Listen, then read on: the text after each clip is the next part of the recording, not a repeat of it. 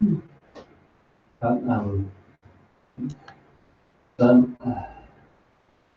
so I've been playing around with the Vajrayana stuff, and there's I've been playing around with the three different bodies, the kayas, right? So the Dharmakaya, right? That's basically just like the most expansive sense of myself, right? And depends what you mean by expansive. Dharmakaya can't be described, but anyway, that's so. Just yeah, you can carry on. Well, so like the other day, I was kind of playing around with sort of switching between the three, or like it seemed kind of perspectival, right? So normally it's like if I just kind of focus in a certain way or open myself in a certain way, it just feels like there's this expansive sense. How to describe that more? It seems like it seems like that there aren't the sort of usual restrictions or forms or whatever. There's just like a sense of meanness that is large and unrestricted.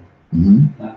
And then with the Sambodhikaya, that's like a pleasure body, right? So Well, that's what the word means. It's very misleading now. oh, okay. Right. How do you see it? What?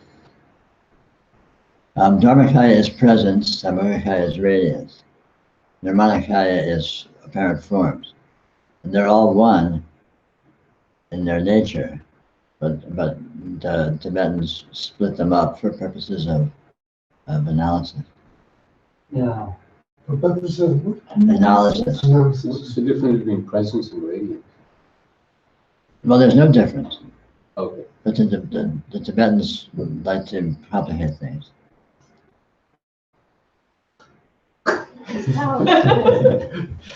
There's only one thing. And if you look at certain studies of Tibetan Buddhism, you have all these technical terms for all these different things. It's like, how does that work? You know, it makes sense when you understand their conceptual aspects of, you know, sort of perspectives from which to investigate the one thing. And radiance and presence are similar. But they have, you know, 100 different things. I have 2.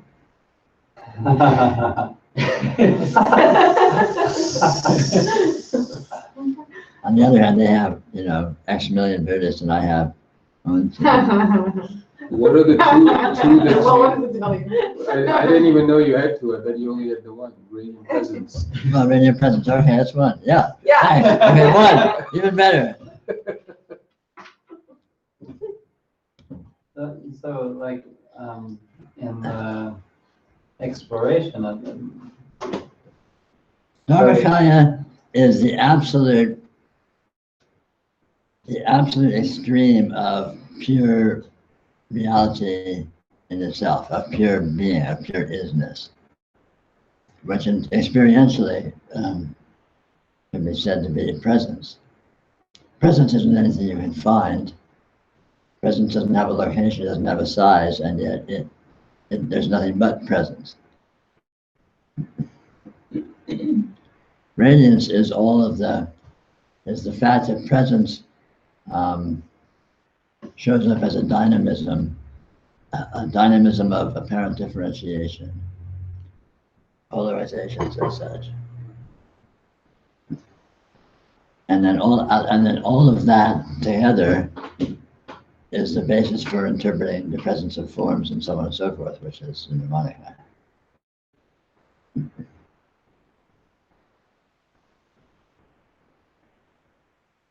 But what is the use in terms of like trying to move from one to another? You can't really move from one to the other. You're always all 3 of them. But what you can do is you can use them as templates to notice subtle aspects of your experience that you're not used to recognizing.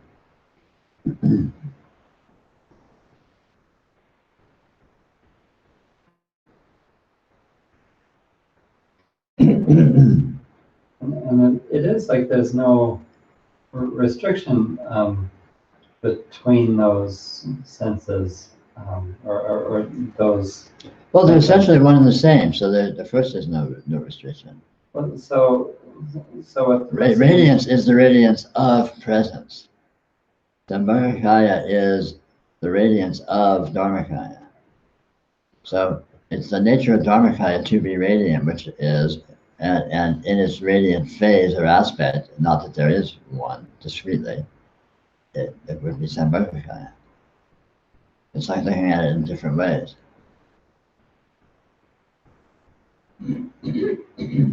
But Dharmakaya is like the absolute most essential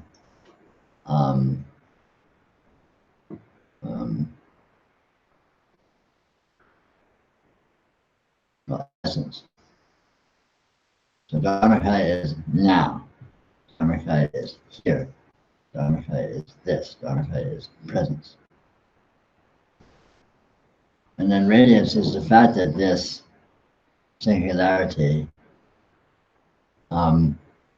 is creative in its expression to itself. It intrinsically shows all of these sorts of implications of flavor or quality and differentiation.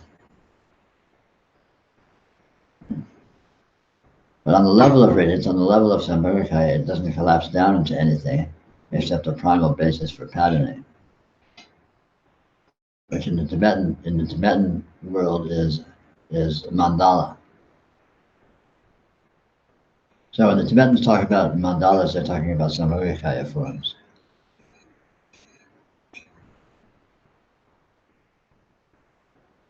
What are the picture mandalas? Huh? What are the painted mandalas? They're paintings of Sambhogakaya forms. Symbolic paintings, of course. Anyway, but this is unimportant, you know. But it seems like it's useful to explore in this way because like there's a sense that I have of a sort of realization of a stuckness. Tell me about the stuckness.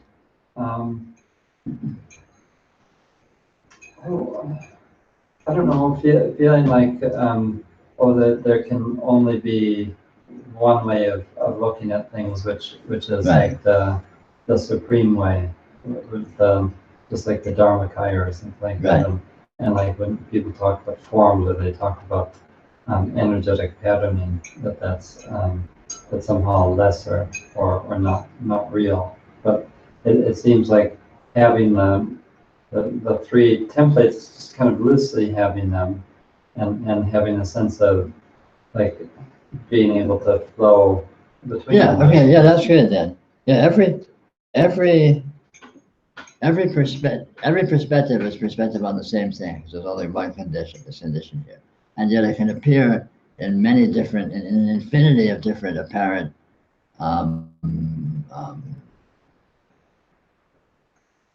so presentations or implications.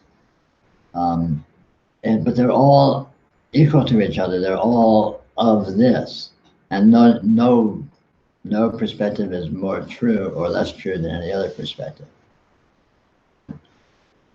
The waking state isn't more or less true than the deep sleep state, isn't more or less true than the dream state, for example, just in terms of those perspectives.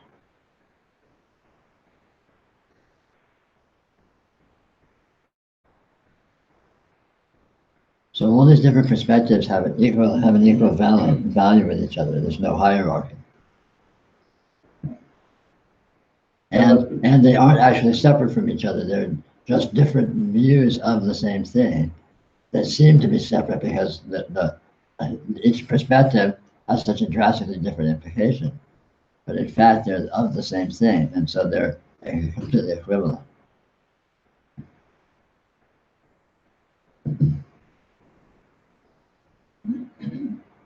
But to me, it seems kind of useful. Just like today, I was whatever I was doing, like my Tai Chi early in the morning, and felt pretty good. And then I started doing some errand or some different chores. Like I was buying an airplane ticket, and the price seemed to be changing, and I was cursing, and then I was like, there's like a tightening around like this over belief in like formal restriction. Like there's this like a buying into like just like an unnecessary over valuation and what seemed to be just like one perspective. Sure. But even that is just itself is just a perspective. It is no less true or more true than any other perspective. Total identification, and blind, belief in something is just another perspective of reality. I mean, Peter, why couldn't that just be labeled some form of dharmakaya or something else? You could just put your own name on your own experience. It is. It's You not know, about I mean, the, that's what I've had so much trouble, reading a lot of these ideas is because, I know myself and I know my experiences, and I can just make all kinds of different labels. Well, that's just that, or that's just that. It seems to me just as valid. it is just as valid. But the point of all of this stuff, all of this differentiation, is for it to be useful to the yogi. And so it's fine as long as it's useful. As soon as you start getting caught up in all the categorization for its own sake, then it's just another distraction.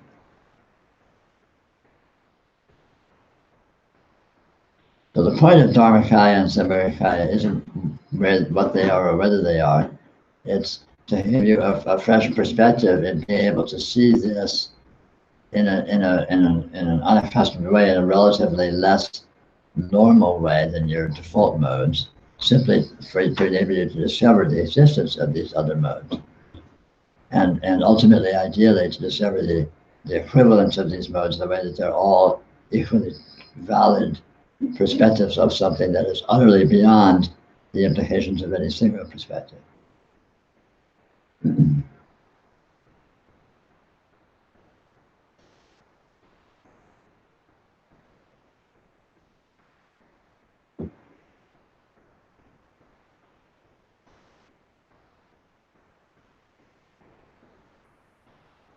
So that's great to play with. Just don't get too obsessed with, this is this and that's that, and this is different from that because of this.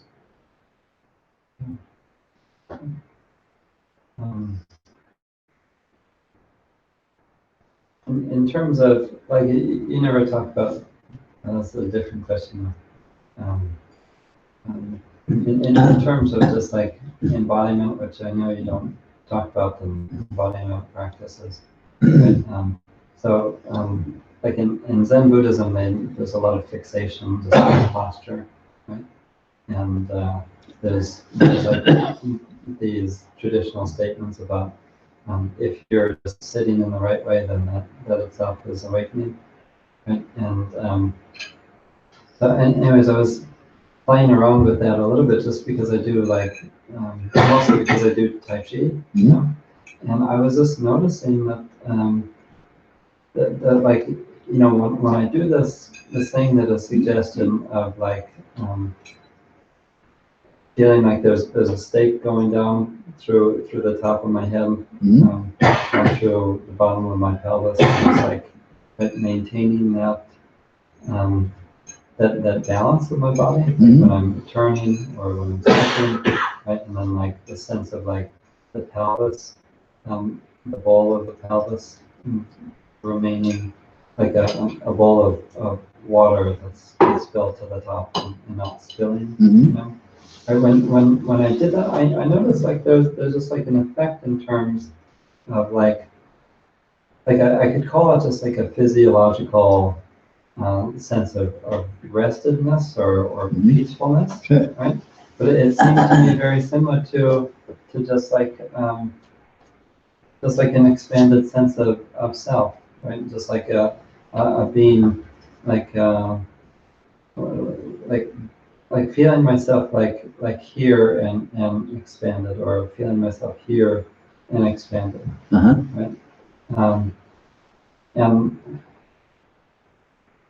would you say that that's like, well, I guess we could relate this back to the earlier discussion, like that focus on the form, the nirmana kaya, right? But if there's a way to sort of notice a continuity with like the other bodies, right? Just like a physical sense of oneself, right? Um, that's a totally valid way of working on a very useful way, or is that? Well, yes, but be careful of things like other bodies. There are no separate bodies or discrete bodies. Sure, they're Any and all change in posture has a change in subjective flavor or energy. But there's no hierarchy of these. So, and the point is to notice, and also expanded isn't better than contracted. Expanded is more useful for the yogi at a certain point if you're used to being contracted, to explore expansion. But expansion is not ultimately better than contraction. They're one and the same. So, but again, the point is to explore these things and to discover what they are. So by all means, yeah, using posture, using different Tai Chi, whatever, all these kinds of things are absolutely fine. The mistake is to think they're anything in themselves and not see through them as just expedient ways of exploring different aspects of this that is here.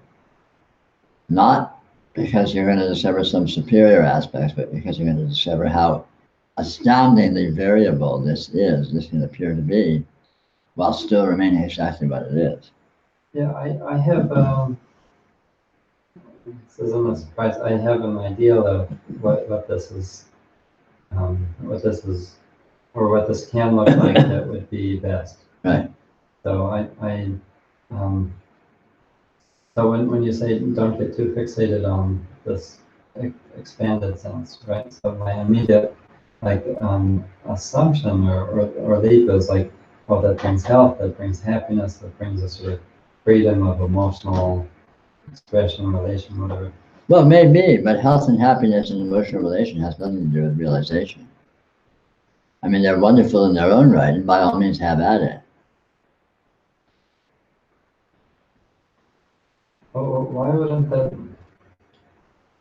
Realization is the discovery of what this is, pure and simple.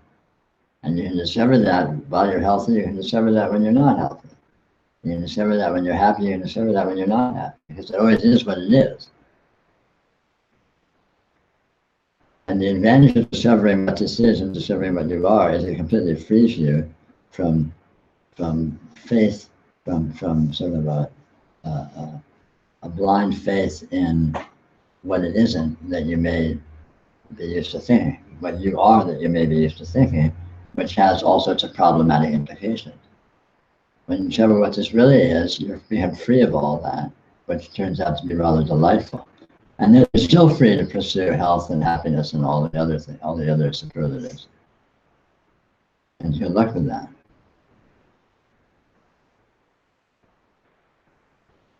Doesn't make it easier to discover what this is by attaining happiness and health? Not necessarily.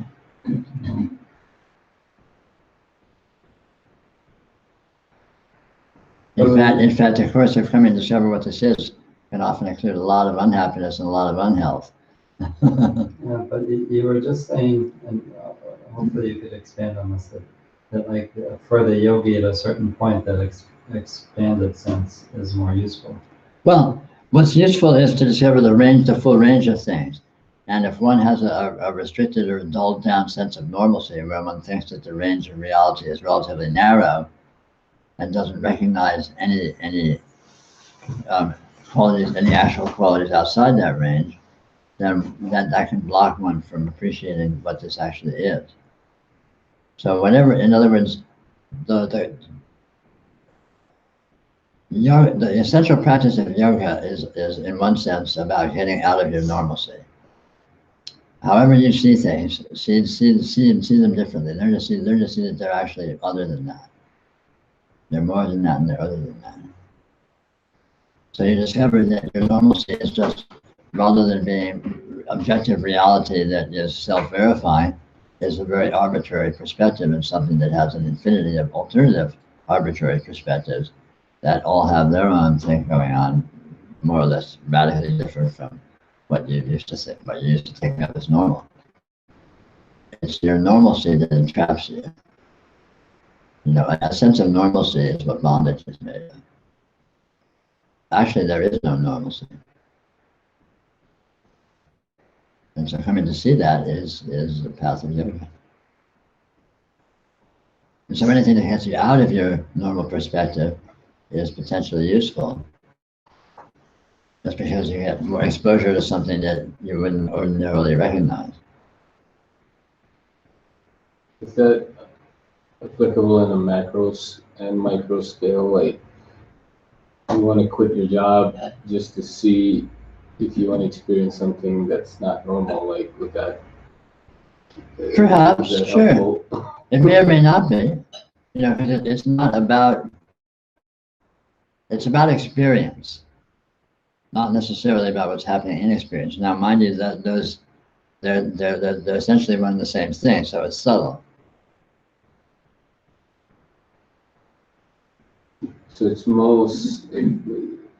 mostly about seeing that anything in experience is constantly fluctuating. Has an infinity of ways that it can be and is seen.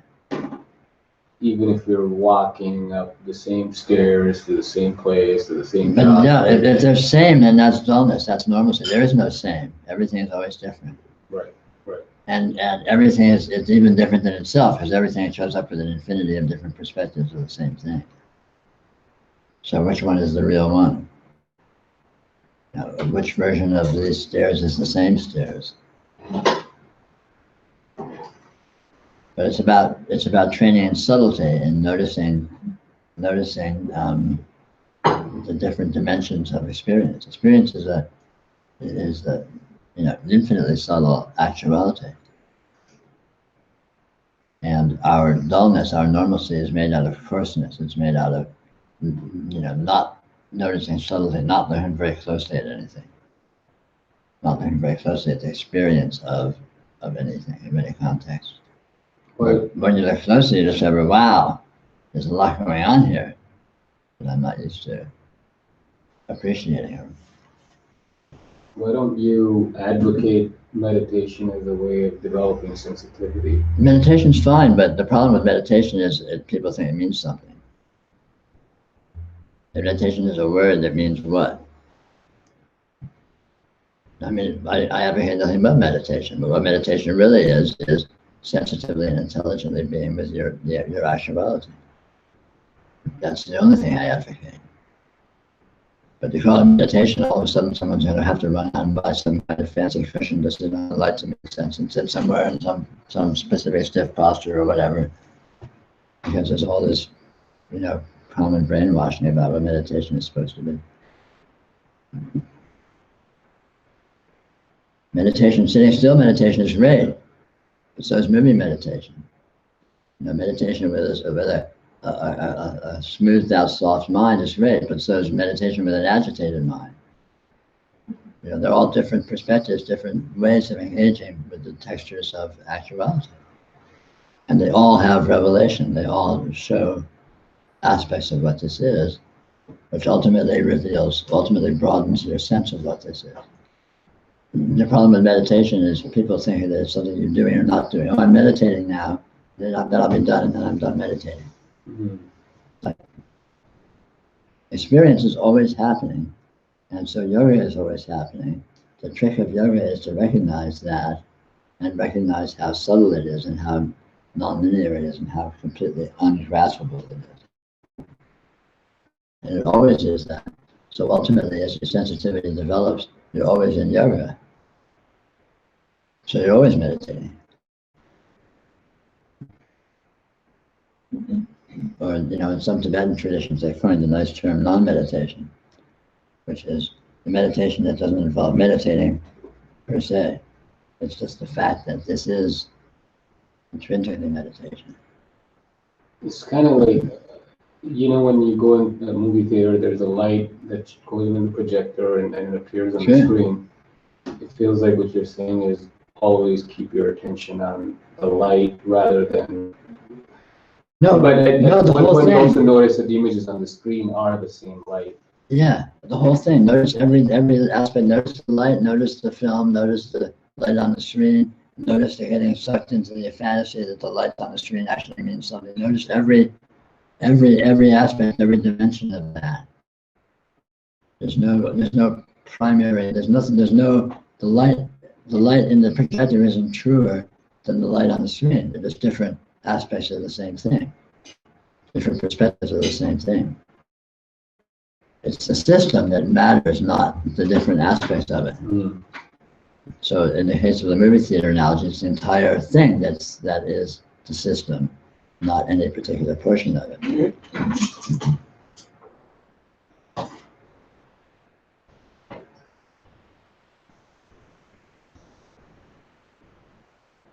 I'd like to read something. I'd like to get your opinion on something. Sure. It's a little paragraph, it's this big. Okay. On my phone, it's this big. In Dzogchen, we discover our true nature as being a transcendental consciousness that is outside of space and time. It is not a physical or subtle body. It is not a soul or spirit. It has no personal identity or history. It has no mind, thoughts, or memory. It has no borders or center. Nothing damages it or improves it. It's all pervasively everywhere. It is everything. It never changes. It has no beginning or end. Nothing has caused it. It's not personal. It is what is aware. Only it is aware. It is like aware empty space. Your awareness is already it. Knowing this directly, all suffering vanishes. Yeah. I mean, I would disagree with some of the terminology used, but exactly, that's what I talk about all the time. It's the only thing you can talk about if you want to talk about actuality.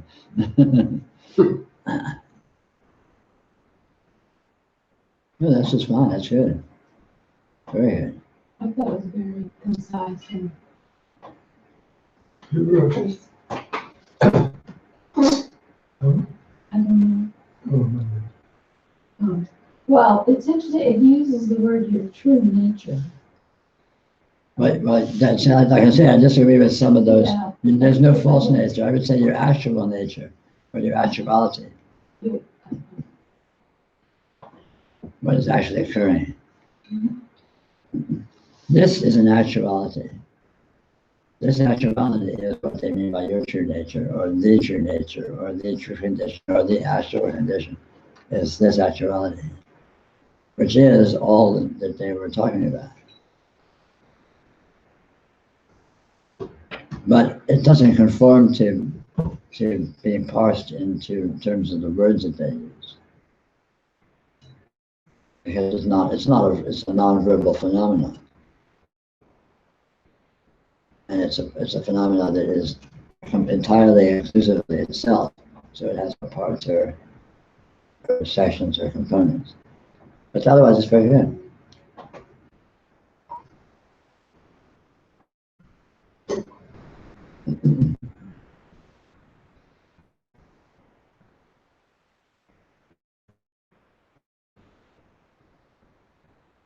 Well, it has a sense of, which is a difficulty I used to have with Buddhism, of appearing almost as if it's other. Well, but it explicitly says that it's everything. It is and your experience is already that, and so on and so forth. So they already invalidated that. But yeah, it's important to see that you're not talking about something over there. You're talking about actuality itself, It's like, which is, of course, this actuality because there's no other actuality. I mean, the absolute is very simple. It's right here. This is it. So check it out.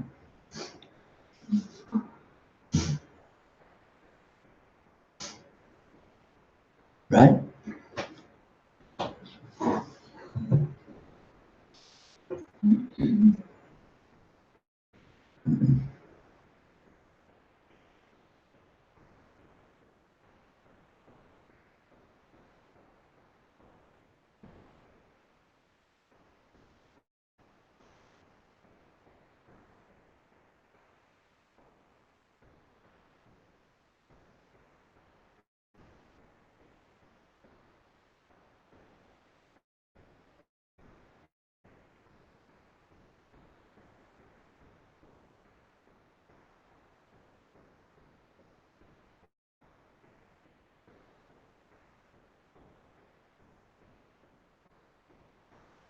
The subtlety and complexity comes in when it's easy to say that, which is a statement of the truth.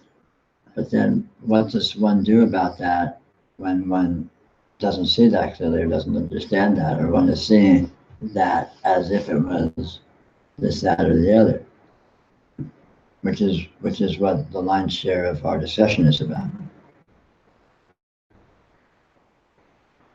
But it's all about that. It's about, to recognize that.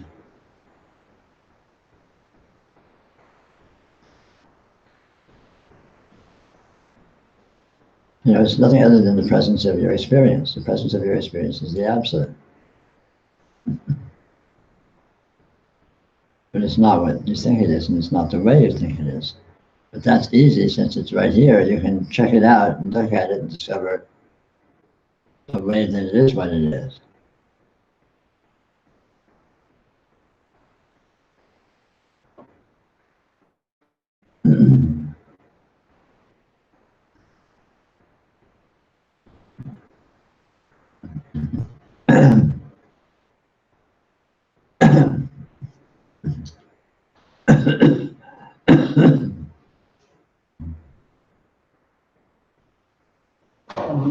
Peter, it seems like there's a way in which this that is sort of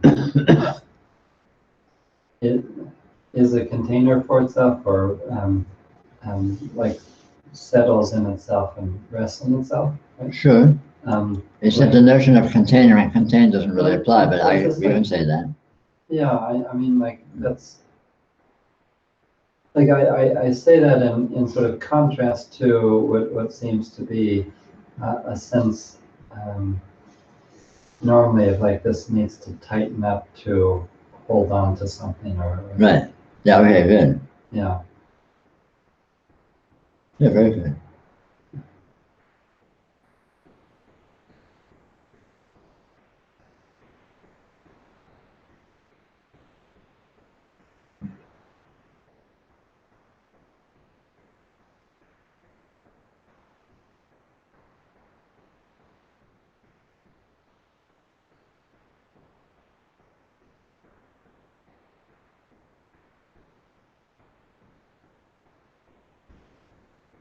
Like the normalcy is like the sort of tightening. Yes. Sort of, Well, it pretends to be tightening. There's no actual tightening, of course, but it pretends to be a tightening. It pretends to take something unresolvable and resolve it down to something that it can pretend to have a handle on. But it's all make-believe. It's all fantasy. yeah, it's like Normalcy only exists because it's being pretended that it exists. It doesn't actually exist. And the point of yoga is to discover that normalcy doesn't exist and discover what does exist.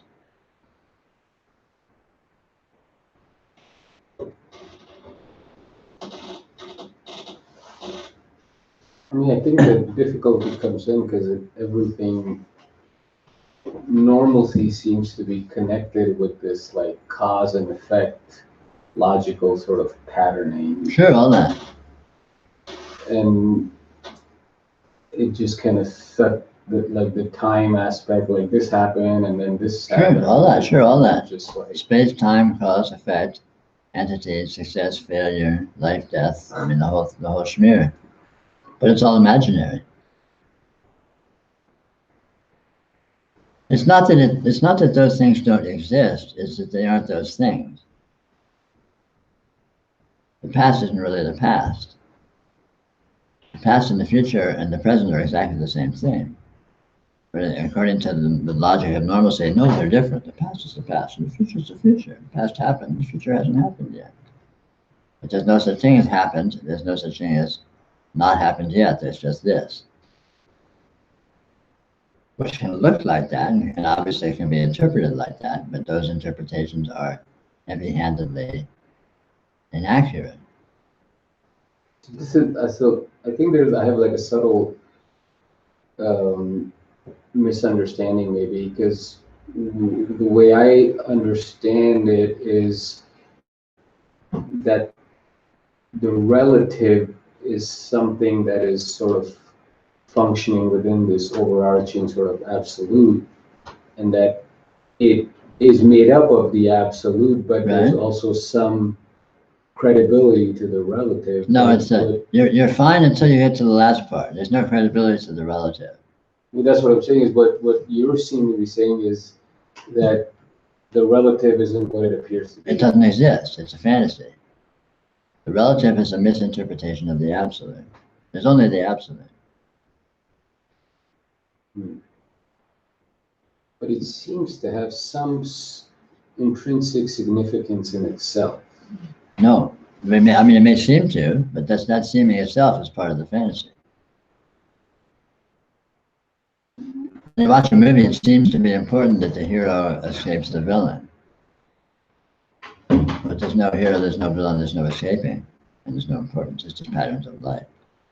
But if you interpret things as just this sort of unordered, chaotic pattern of atoms and molecules, then one could basically just do anything. But that's also a fantasy, number one, and number two, one can't do anything.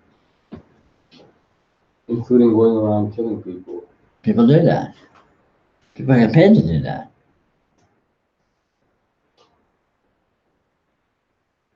Other people do it freelance. I understand.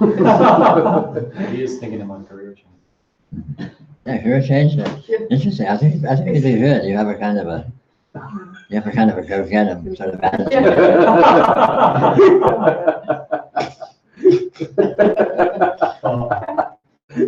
Who knows? Stuff them with the ultimate. I already have one thing that I'm manic about. Can't add another one. But see, that part doesn't kind of, it's like, so it would mean that like you literally can treat this whole thing like very dismissively in a way. But what does dismissively mean? You're always in the moment, and what happens always happens. And in terms of what seems to be your actions always are what they seem to be, or seem to be the way they seem to be. So what's dismiss or not dismiss? I mean, it would seem that like, you know, you could dismiss your relationships and. But what does dismiss mean? As in not having any, just treat them like your it doesn't relationship exist. Well, your relationship is whatever it is. It's not your fantasy of it. Our relationship is this right here, right now. And your relationship with anyone is always just this right here, right now. And if you have a fantasy that, oh no, our relationship is this and it extends over time and it involves only this, that, and the other, and it excludes this, that, and the other, that's all fantasy. Now, it may be that your relationship seems to fall within certain patterns or a certain range of behaviors. Not that it actually does, but you can say it seems to. But even so, that's just circumstantial. It just happens to look like that. It doesn't mean there is any relationship. The relationship includes whatever it happens to be at that instant.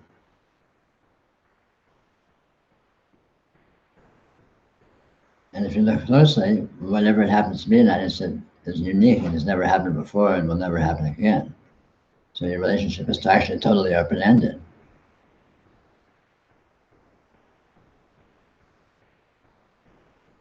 I guess what I'm saying is not would like somebody, not me, could hear your words and misinterpret it and use them to sort of carte blanche. Absolutely, anyone can hear anything and misinterpret it and use it for carte blanche for whatever. Okay. So,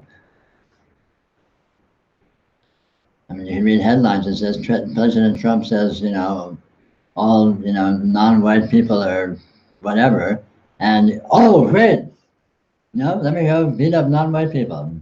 And people do that, right? Sure, you can do it. It can happen. It's pretty stupid. But falling for any kind of, belief that things are a certain way is ultimately stupid. Mm. The trick is to see how it actually is, which ultimately is just yoga.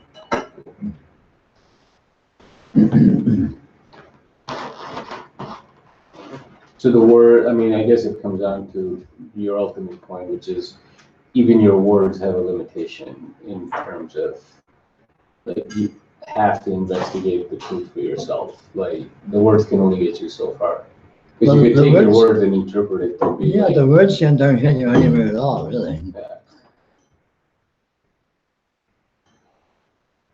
I mean, at best, words can be a jumping off point to recognizing actuality. And of course, words are actuality. But like all actuality, not in the way you think of it. Nothing is the way you think of it. And the point of it all is to see what way it is, which is doable. You can actually see what way it is. You can actually recognize what this is, but not with words. when you recognize what this really is, did things just, the way your behavior and character and everything you did, was it just seem that it's just happening, or did you change in any significant way? Both, but that just happened. And just happened again, it's just happening or not just happening. There's no dichotomy. It's not that it's passive or active. It's not that I'm being done or that I'm doing. It can look like I'm being done. It can look like I'm doing, but it's actually the none of the above. It's something other than that is inconceivable that can be interpreted as either of those. Interesting. And that's always the case. Whatever this can be interpreted as being, it's not that. But it doesn't exclude what it's being interpreted as being necessarily. So nothing is negated. It's just the opposites and beyond, and like you can get the opposites, but the and beyond part that I'm struggling with. Yeah, but you can't get it rationally. You just see that it's always true, because you see that actuality, experience cannot be pinned down, and opposites are dependent upon pinning it down. For there to be a this and a that, you have to know that it's a this and know that it's a that, and that involves pinning down. So there's some thisness to this and some thatness to that, and pinning down that they're actually separate or different. And that's actually impossible to do. Because if you look closely at any experience, all you find is inconceivable weirdness. It doesn't cohere into any wholeness or integrity.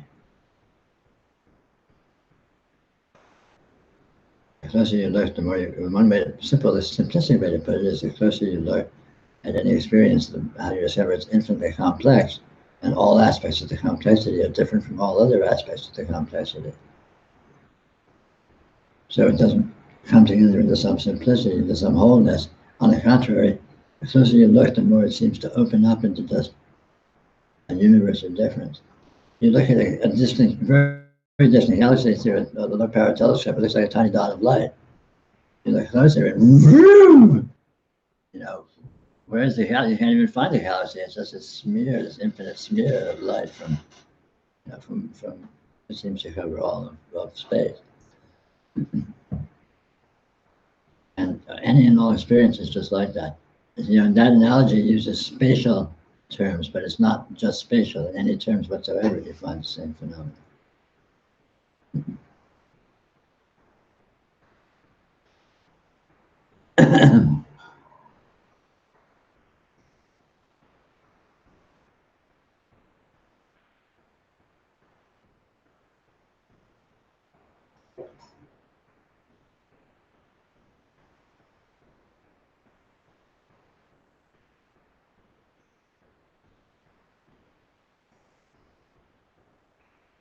Put everyone to sleep by reading that paragraph. Fucking Zodjan. But it seemed to make the absolute happen right now. Yeah, that's the problem. It seemed to make it happen right now, but it's already been happening right now, even when it wasn't seeming to happen right now. No, it was out there somewhere. No, it was never out there somewhere. And like now, it is like, this is the absolute, Well, it always was the absolute. not my fantasy. Well, okay, fine.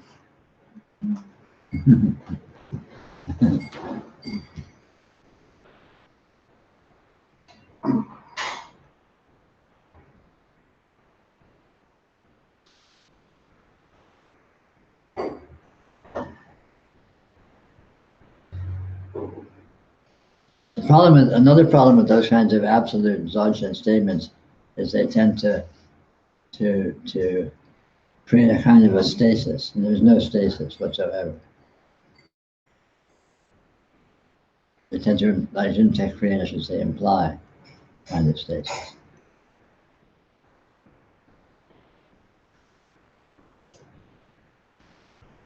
A stasis of what? I don't know.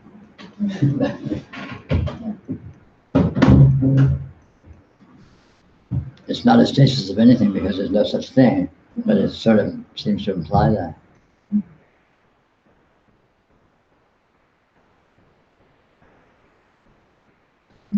Those kinds of statements seem to have a flavor of finality, and in actuality it doesn't have any finality at all. It has actuality, but it doesn't have finality. It was entirely open-ended.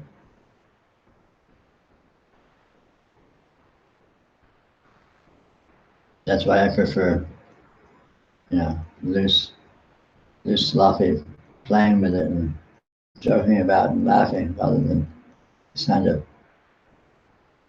numbing.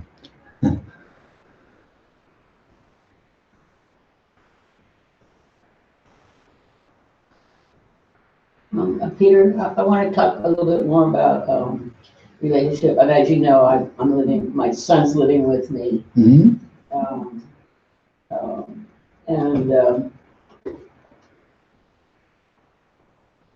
So I can see, like, when I see him in the morning or dealing with a problem, taking to the doctor or something. Mm-hmm. That's a totally fresh in the now experience. Mm-hmm. But then, I'm not like Peter Sellers or something, that when he played that crazy guy. I start relying, maybe just out of my love for him, or my feeling for him, Mm-hmm. or now I'm angry with him. I start bringing in. I get maybe their memories. What I'm trying to say Sure. is in that current relationship that was started fresh, Mm-hmm. I start creating a new type of relationship. Sure. And what is that? But that creation is just an aspect of this current fresh relationship. That new relationship that you're creating is just an aspect of this actual now relationship that's happening in the moment. Yeah, that's what I was So it's thinking. not actually a separate thing or a different thing. It's just an elaboration. But this is infinitely elaborated. The more closely you look I at it, mean, the it's more you find. all these different experiences that I'm sort of recreating in this moment are sort of like my palette. I'm painting it's like a fresh Sure. painting. Yeah. And every time you do it with different emphasis, and it's always a fresh version, even if it seems to have nostalgic or similar flavors. Right. Well, I think that's really important. That's complex because, I mean, in a sense, that is what, the traditional idea of a relationship is. I mean, Yeah. sometimes you get stuck in things. Yeah. Relationship is not negated. It's not like there's no relationship. It's just that they're very closely what it is. Yeah. You might have strong feelings for someone that you have persisted, like with your child, you have strong feelings all his life. Right. But if you look very, so, and that's fine, that's not negated, that's actual. But if you look closely at what that is, it's not actually that. It's not being negated, it's not like, no, that never happened, it's not like that. That's real, but look at the reality that it actually is, which is an inconceivable transcendental creativity in the instant. Yeah. Just springing full blown.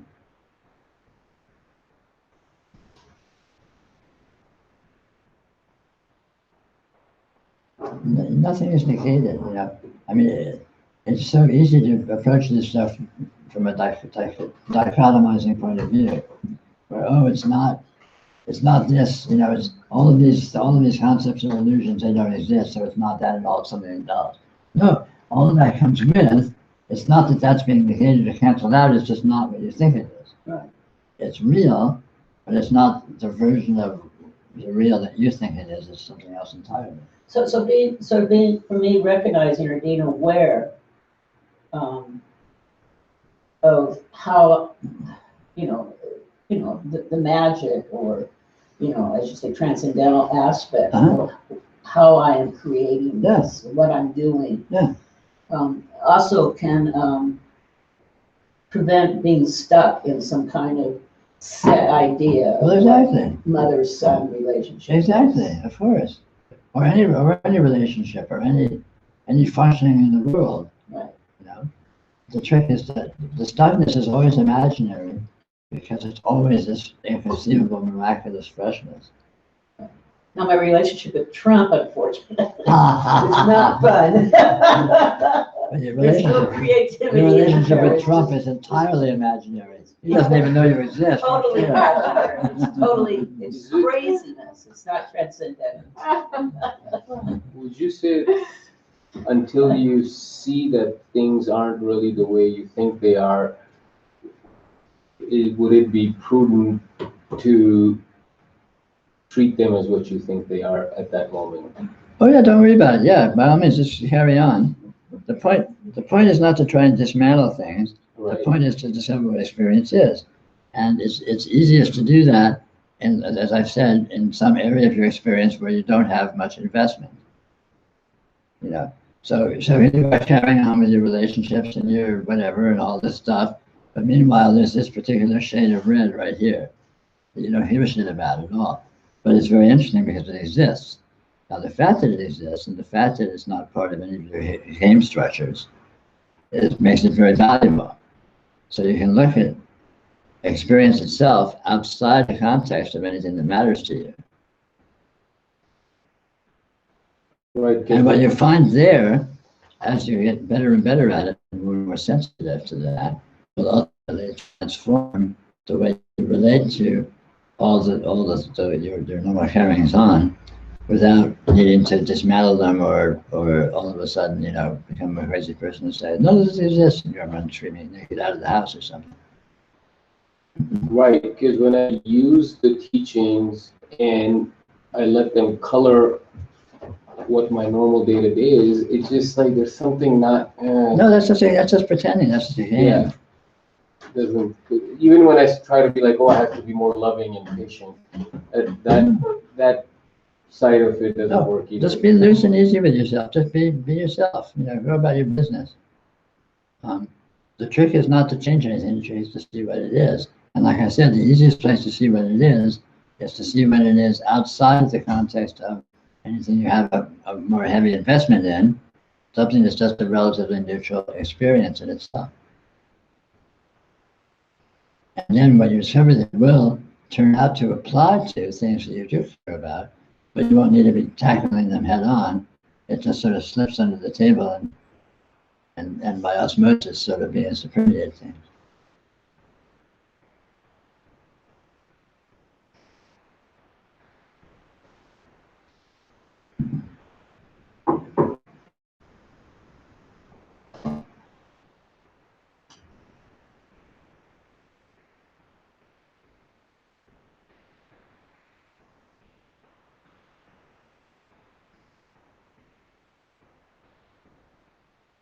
Is there any validity to the intuition lately that I've been having that whatever I'm feeling towards somebody else is in some way an aspect of myself? Like it's Oh, certainly, of course. Just simplistically in the sense that it's part of your repertoire. The feelings that you have are the kinds of feelings you should have. So you already sort of have them in you. They're more like direct, like if I feel love towards somebody, it's more love I have for myself.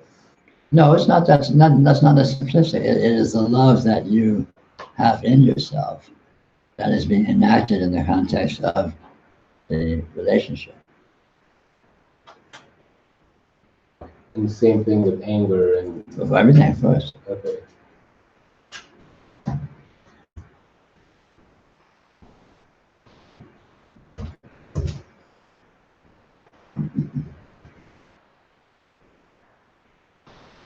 A simplistic way to put it is that your experience is just a convenient medium for you to enact your own meaningfulness.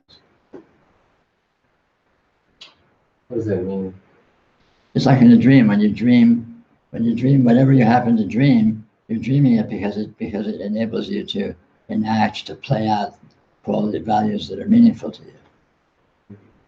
And you do exactly the same thing in the waking world.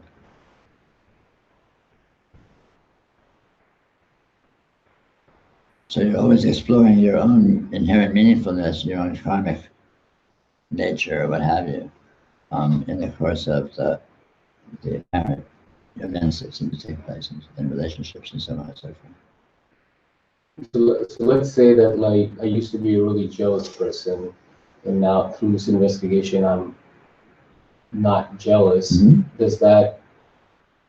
Could one take that to mean that I've sort of disentangled some of those karmic tendencies or what? Well, you can take it to mean that, but since none of that stuff is resolvable, it's pointless to do so.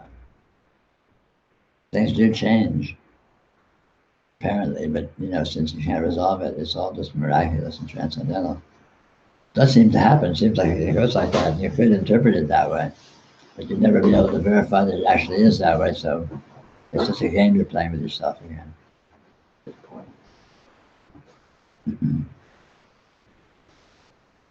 You wanted a medal. Hmm? You wanted a medal.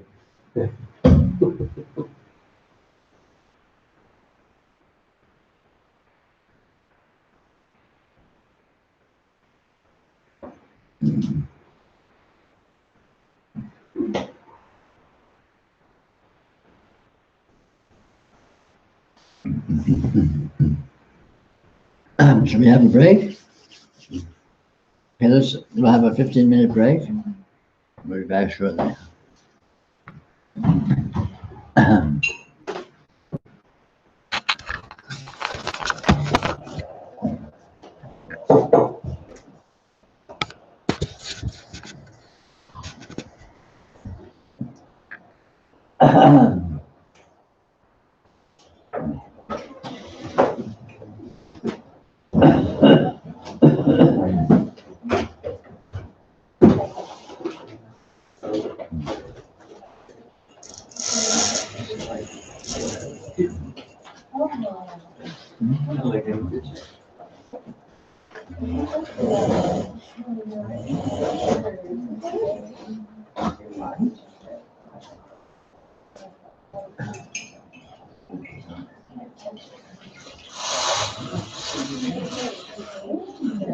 is like certainly no sex with us.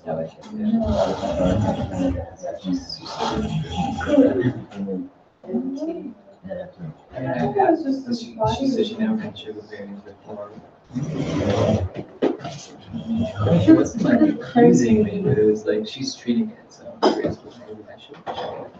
I've had this.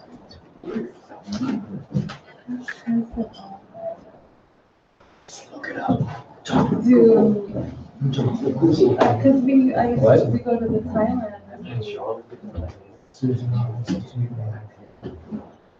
Because she's got a chance to that. Why? No, I have that.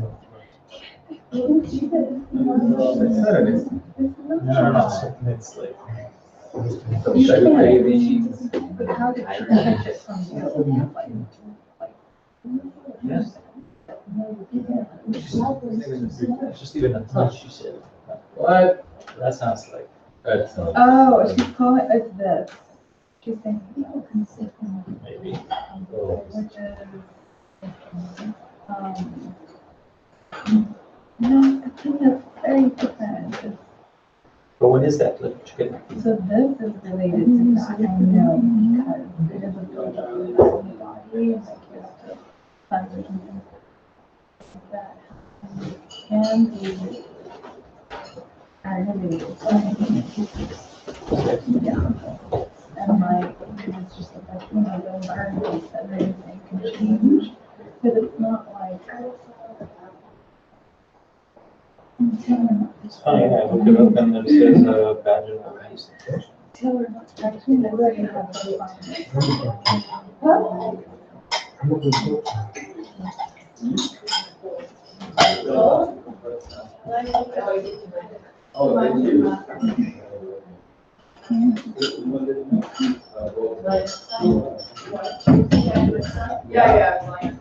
It is totally innocent. I didn't even see it that way. I thought it was dietary, like strictly dietary. Yeah. Like someone has an allergy. Swollen in the mouth and intestines on the skin.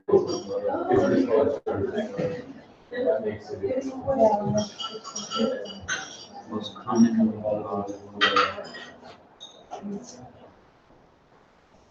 Yeah, I guess everybody has it to a yeah, certain to a extent. certain extent, right? And like it's easily, like it's easily. Yeah. Over-the-counter stuff, and then there's an extent where it's very serious, like people, and that's throughout the Thailand. Yeah, full-on stuff, and can be expensive, and sugar, other kind of foods. That's what she used. And it's not even juice, it's like super hard. You're basically starving and you're like having to eat and water. She's pretty restrictive, but she's not. And then that's how you compare, like if you have the different, She did like a really school bad. test. Well, I didn't know that. That's news to me. Another thing to worry about. There's medical candida, decandida.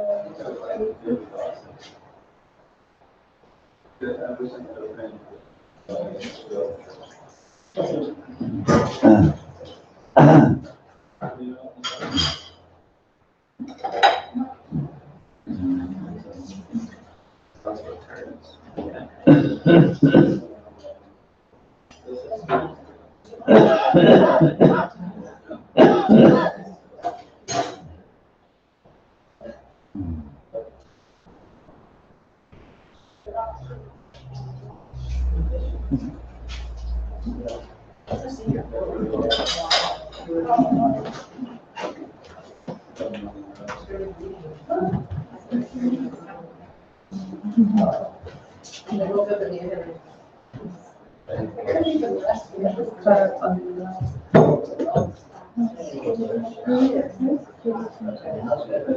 Mine, Yeah, did that, 50 did bucks. they help fix it, the install? Yeah, I went to Really? big old time. Oh, big old time, so they don't. One thing is very good, it's actually cheaper, some people spend up to $20. Did they say anything about how it was just like, it around or? The old battery was just There you go. It's nothing to do with AAA.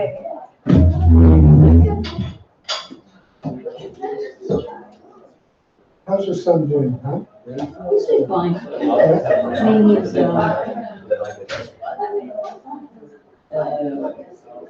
you know, he goes to this Chinese school, well, actually she's in our school, this acupuncture, but that whole school of treating strokes in China.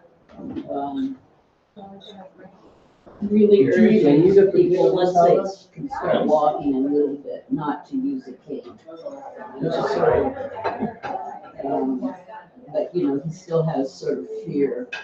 So I have to, when I go out with him, more and more, he wants me to walk just a little bit ahead of him. And then he has to put his hand every once in a while on my shoulder, which I had a bad fall at Lucky last week. And really hurt my rib. I mean, it's finally done. I even took some relief, and I'm not supposed to use relief, but I did. But anyway, so his girlfriend's coming out. She's gonna be here for a few weeks. Wow. So she can do it. But I'm gonna try and get someone through the county adult services to come, you know, two or three times a week, walk with him, take him shopping. God knows when that is. Are you running away? Well, yeah, but, No, I my haven't. daughter But I'm just not. take care of that. Not for a long period of time, but I am. I do want to do something. So visit some people. But, you know, so that can be sort of a little restrictive. And then, you know, plus doctor appointments, shopping. So I'm trying to and I have no idea. I mean, I think, you know, since he's on Medi-Cal, on SSI, I think that adult services actually will pay.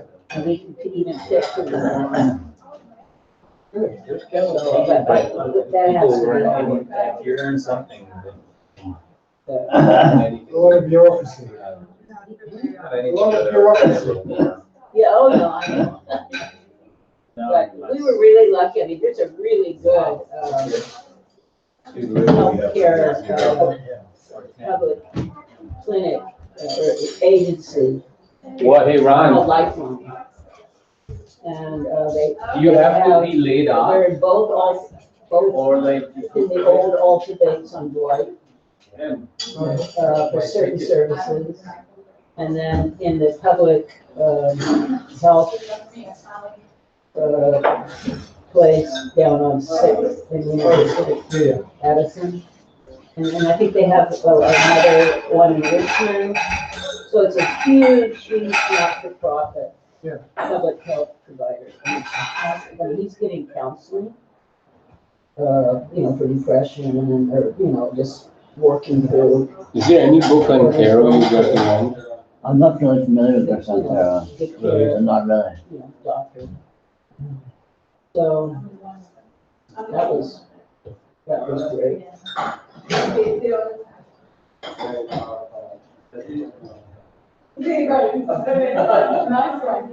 How old is he?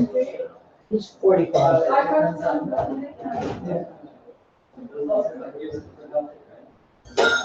So, I mean, the relative age, I think. I mean, you know, when he left here in early December, he was totally, you know, wheelchair, you know, had to have help, and his girlfriend was just wonderful, you know, dressing him, everything. And now he's much more. And about 4 or 5 months later, I came out and he was out of the wheelchair. A little bit of walking. His hand movements were better, so. It's interesting. Yeah, I can imagine it's, must be very good. Babe? Yeah, of course for him, but that's for me, of course, yeah.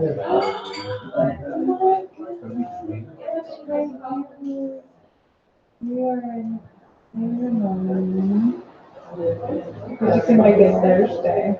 And when we were, when I was, especially when I was going down to Zoo Clinic, the Oh my Chinese. God, that's so perfect. That's down when in you say San your, Jose,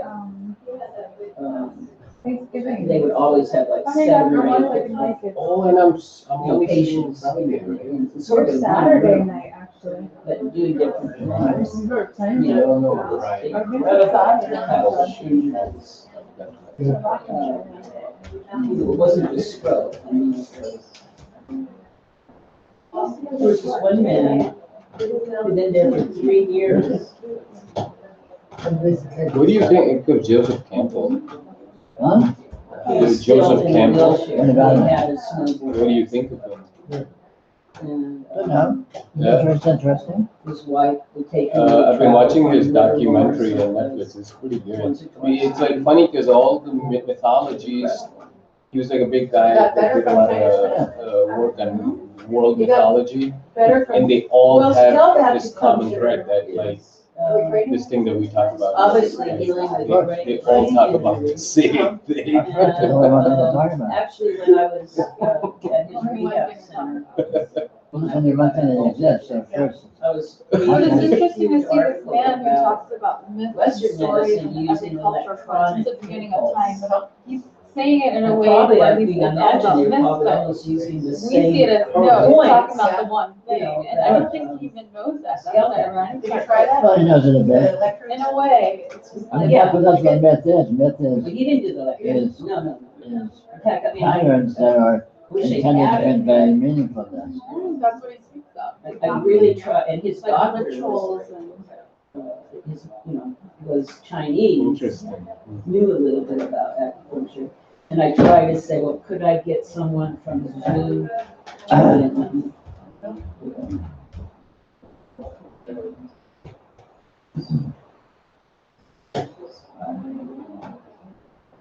I've never heard of scalp acupuncture. I've had pins put in my head. but Yeah. not specifically scalp. No, I'm never. And then Morgan and Amanda, she's coming out here next, tomorrow night. They're gonna go up to Portland, Yeah, but I'd rather just sit on Friday. another Chinese clinic, and this guy is an herbalist, and he's also a Chinese astrologer. This is driving me crazy. This guy's but, treats according to what Chinese astrology said about body types, where you're at. But he is treating himself with some very powerful herbs. You see a difference? Well, he's not in a wheelchair anymore. No, I mean, this is his wife, this who is trained to do this. And so- Oh, he was an acupuncturist. Yeah, he has a, yeah. He had a clinic actually on Missouri. So.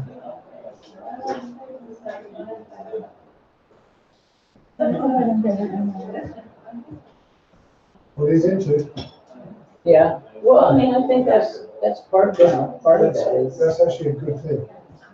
I think being into something like that. Gives you a And focus. certainly, like with Leif and all his different things, and all of you people who have all these different health, alternative health things. I'm sort of used to it. Alternative. I asked, maybe it'll work My out, son-in-law otherwise I'll actually just have to disappear. Diagnosed with celiac disease. That is, Yeah, well, you should be around. Yeah. I'm a very Thursday, Friday, Saturday, Sunday. It's easier now than it used to be. Yeah, very rich little. It's much easier to have that now than it used to be. Well, yeah. Wait, but this is not the whole thing is on, right? Yeah, well, Monday. Why? Right. I mean, like, for instance, he said, the other day, And then I Debbie. guess his Baba son, Oh, will be this on time we Monday. can actually Stay sit. till my son, And I took my grandson, you How know, do you sign up? had a hamburger and fries. accumulating those. And, Hamish took just one little fry, but evidently it had some flour on it from the, and he said it really, you could rat tell him. What? I learned. Oh, yeah. Well, I think the other thing is, you know, if you're trying to be gluten-free, don't bake it with, you know, what I call the red. Of course. Can you talk about the Because. point? Huh? Can you talk about the point? Sure. The point is one perspective that this can be seen as. This can be seen as a point event or a bindu or something, but not in the abstract. Explicitly, it can be seen that way.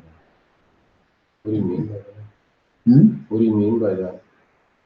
Well, it's not important if you don't see it, but if you see it, then it becomes interesting. It's just one of the perspectives. I mean, it's not particularly important in itself. But one aspect of this is that it is a point. It's an infinite point event. All this is happening as a point within a point. Is that what they mean when they say that the whole meaning of the universe can be found in a grain of sand? But that's a little more diversified, but it's cognate. The universe in a grain of sand is more the holographic nature of things, that anything whatsoever displays the full characteristics of actuality. So what actuality is can be, you know, this bottle top is actual, and since it's actual, it is actuality, and the entirety of actuality is displayed in this right here, or a grain of sand, or anything whatsoever.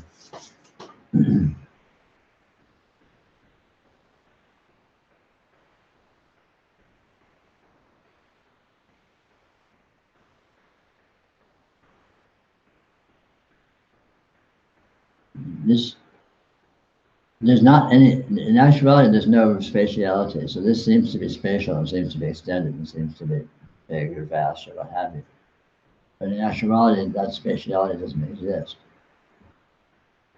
Radiant presence exists beyond that. Like when you go to sleep, space disappears. Right? And you start dreaming and a new space appears. So space per se is not an objective actuality. It's something that appears as an aspect of the display of this to itself.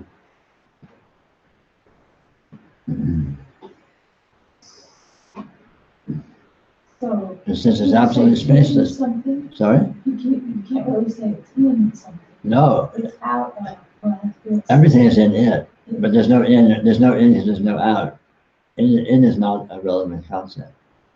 It's not a relevant category. It appears. It appears. Sure, you can say that. What about when they say that the God is a circle whose center is everywhere but the circumference is nowhere? Is that kind of the point thing you were talking about? Well, it's nice poetry. There's no point in trying to specify any of these things because it's not specifiable. It is not any one way that it is.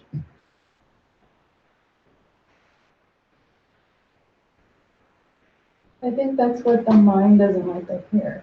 Yeah, no, it Because doesn't. it seems like no matter how many times you say it, there's always gonna be but. Sure, and the mind will continue to do that. That's what it does. That's just what it does. That's the game that it plays. But that's irrelevant. The mind doesn't need to stop that. The mind is always sitting in the corner saying, what's going on? What's going on? Maybe it's this, maybe it's this. Yeah, But that's it. But even as that's occurring, it's occurring in the context of this. It's actually occurring, which is not mental, which is not verbal, which is not conceptual.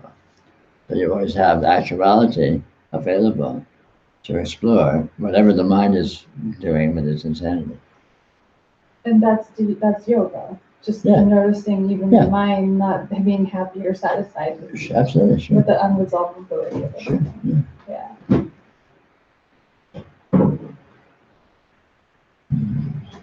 Along with the point, it seems like sort of the inverse can also be Yes. where it's like a dead pixel. Yes. Are those the same? Same. Because it isn't actually one or the other. It's just different perspectives. Is it any perspective whatsoever is a perspective on actuality.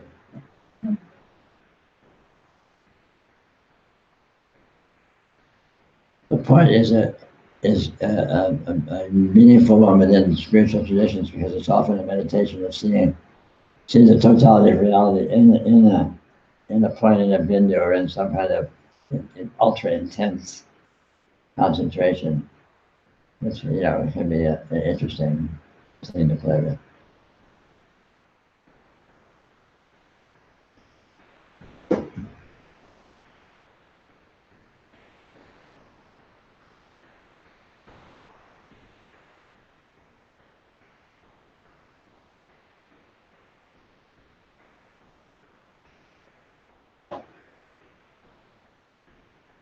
But ultimately, radiance always is a virtual unfoldment.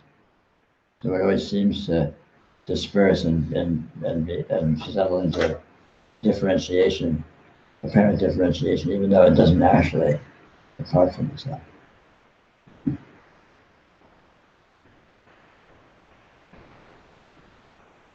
On the other hand, like a dream has no size before you're dreaming. And then you start dreaming, and then the size appears and all the difference appears. But before the event, there's no size and there's no difference.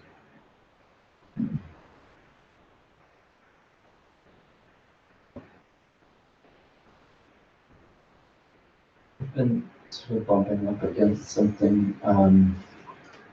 Something can be seen as self-verifyingly true, and then a belief or perspective about it can sort of calcify, Yeah. or it pretends to be about it anyway. Right. And then there's the thinking that perspective is truer than, Right. like I think that my calcified perspective is more accurate than like a fundamentalist Christian, or Right. the particularly difficult one is like thinking that it's more accurate than like some new agey perspective. Right. So I'm really getting defensive about all this right now, and it's, yeah, it hurts a bit.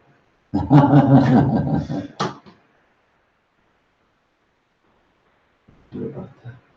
Well, you don't need to do anything about it. I mean, by all means, you be with your perspectives and buy into them all you want, but continue to investigate outside them as well. Not by weighing the relative merits of some other perspective, like which one's truer than the other, but just outside in general. Outside of perspective at all, just outside, undifferentiated outsideness of. And it's not about, again, it's not about undermining or disproving or invalidating the perspective.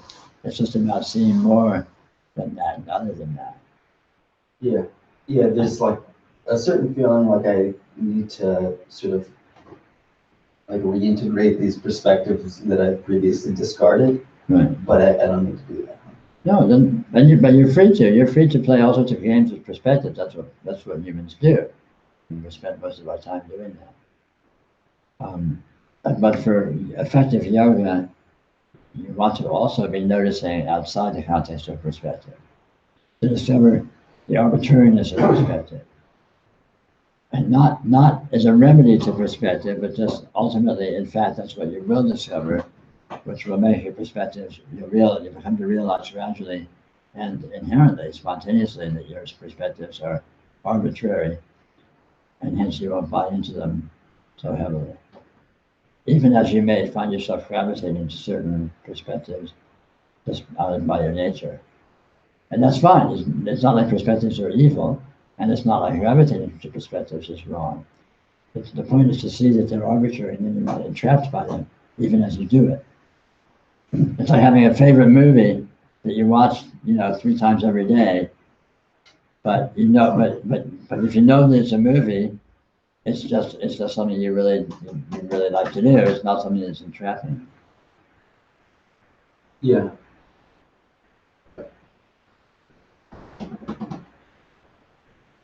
Theoretically, I could hold one perspective with absolute 100% conviction and belief, and that wouldn't impede being able to see the No, of course not. context. Yeah.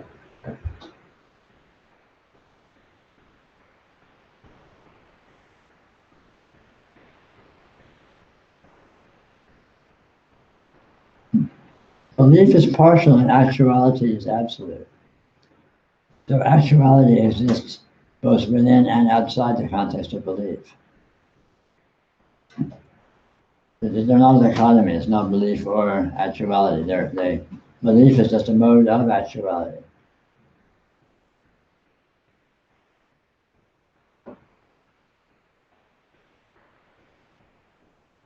For the purposes of yoga, belief is usually held to be the bad guy, and especially for beginners, because that's you're bought into belief, and yoga seems to be about getting out of that. But actually, that's not true. Yoga is about seeing what it is, not getting out of it. And when you see what it is, whether you're in it or out of it, it's completely irrelevant. So who gives a shit? So then you just go where you want to go.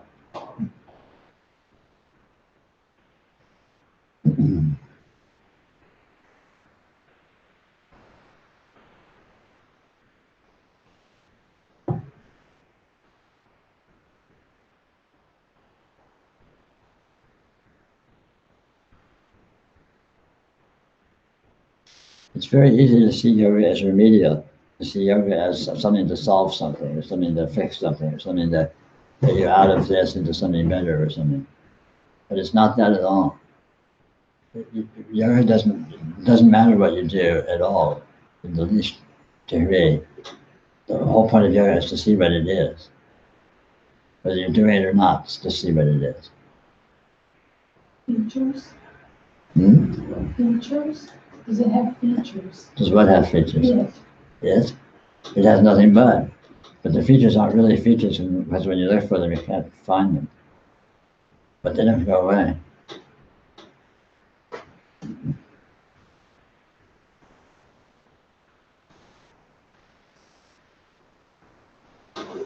It's what it is, what it is. What it is what it is, sister. And we're always saying what it is. Yeah, of course. How can you say anything else? So when you say when you see what it is, then When you recognize what it is. When you recognize that it is not limited by its apparent features, but the features are a full expression of it, but not a complete expression of it.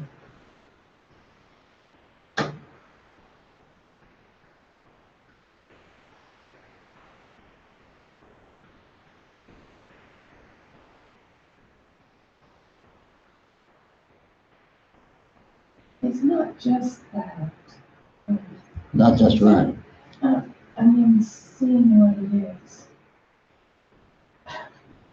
You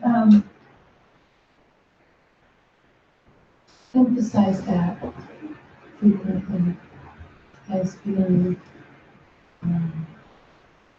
necessary experience. It's not necessary, but it's the very essence of yoga. It's the essence of realization.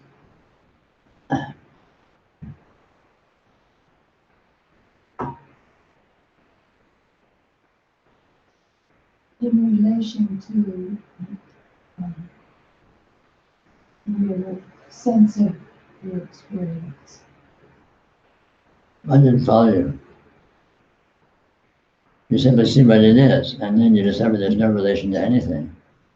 It is what it is, and all the seemings are just aspects of it being what it is, without it being limited to actually being those seemings. Including especially yourself. Actually, well, everything and anything, so sure, yourself, everything. Nothing is negated, but nothing is what you think it is. And in seeing what it is, you discover that. You discover what it actually is, which I call radiant presence as a convenience. But it is what it is, and it's not describable.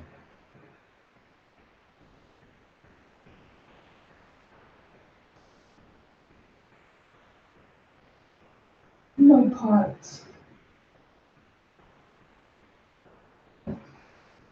No parts, no whole.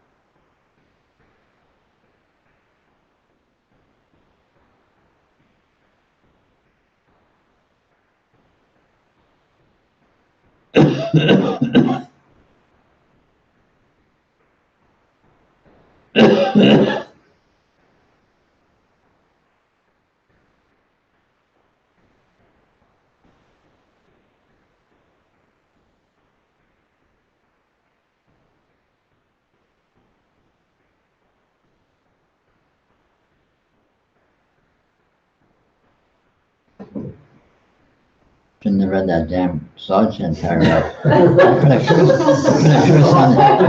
curse on the evening. So, I mean, that was interesting because, what is it about that you said it was too, I mean, I felt that too, which is why I wanted to read it, because in a way, it's kind of all encompassing, but it's like, ugh. It's not encompassing enough. I don't know. Right, I agree. Yeah. The only thing encompassing up is not encompassing of not being all encompassing.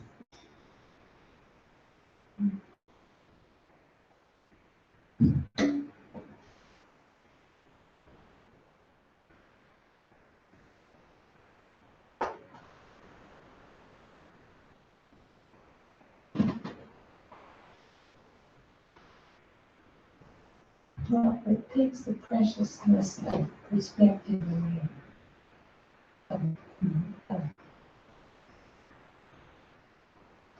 your own. Yeah, well, exactly. It's a little absolutist. Yeah. And any and every perspective is the absolute. There's no hierarchy of perspectives. There's no hierarchy of truer or falser in terms of perspective. All perspectives are true, and their perspective is true. What about the one not seeing what it is? What about the one? The one not seeing what this is. What about it? That's reality looks like that, obviously, very, very prominently. That apparently is one of the favorite perspectives. The perspective of fruitlessness. certainly the most enduring. Yeah, assuming that, yeah. What, I read something recently, some Buddhist guy said that when you meditate or practice, it needs to be as though your head is on fire and you have all of eternity on your side at the same time. I feel like it's another one of those things. I have some lighter fluid at home.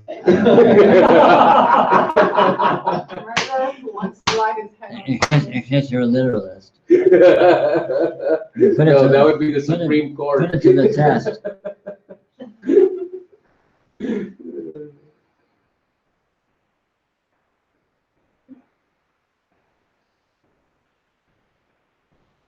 I think you should stop reading.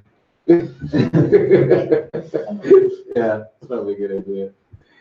Read something fun. I still haven't finished Dirty Enlightenment. I said read something fun.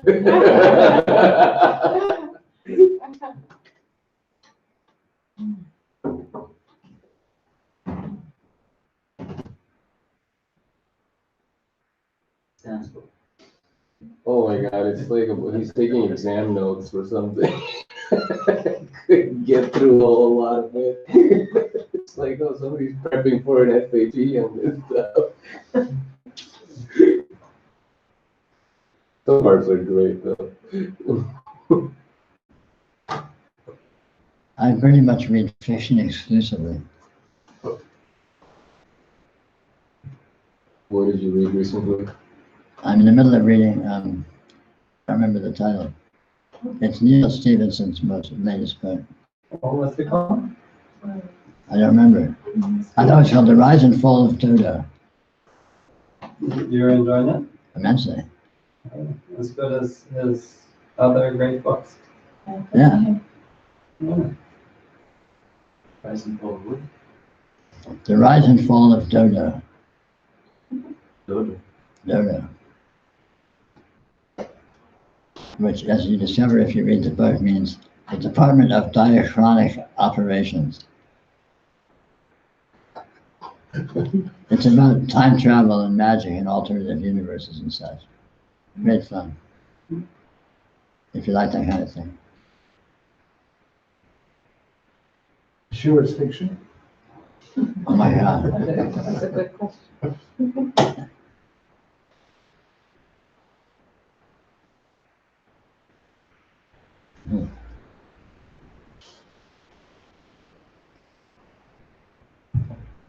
So, I need for you to repeat something. Okay. You can do it in your own way. Thank you.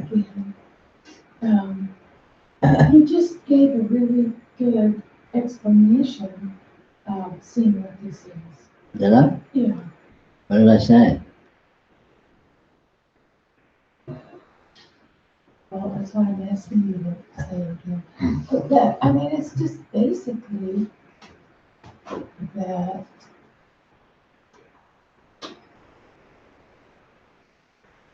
You just give me a little hint of what I said, and I'll this is flesh it not out. that it's I don't remember that. irresolvable, it's any perspective, one perspective is no better or Yeah, worse than yeah. another.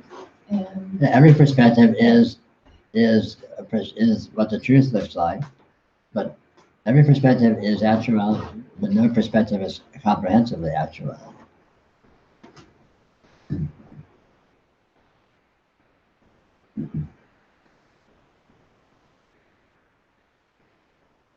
In other words, every perspective is truly what actuality looks like, but actuality is also more than that, and other than that.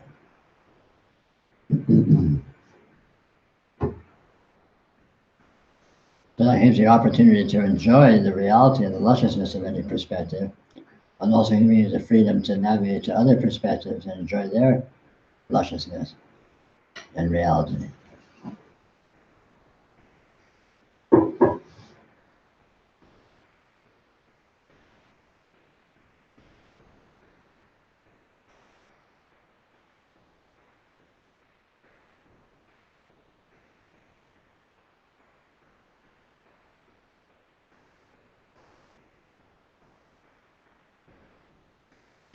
seem to be enough. It seems like there's got to be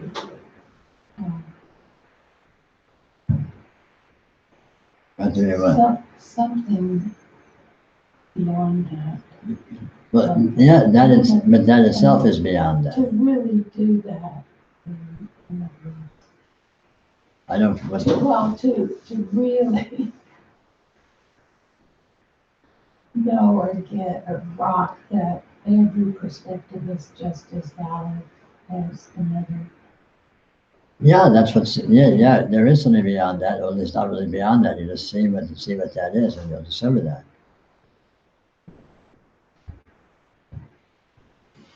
When you discover that this is unresolvable, that any perspective is just an implication of resolvability, that is true as far as it goes, but obviously it doesn't go to the extreme because it doesn't go to its own unresolvability.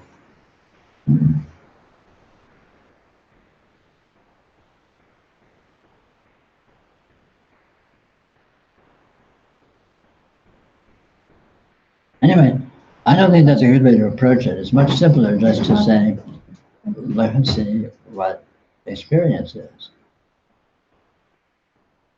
And to discover that experience exists is not limited by what it seems to look like, what it seems to appear as.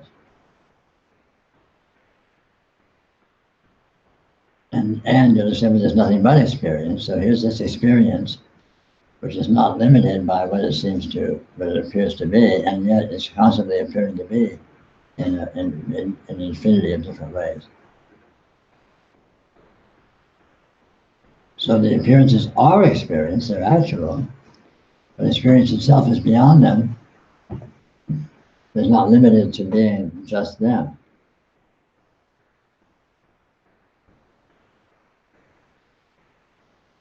It's easier to see it than it is to try and describe it.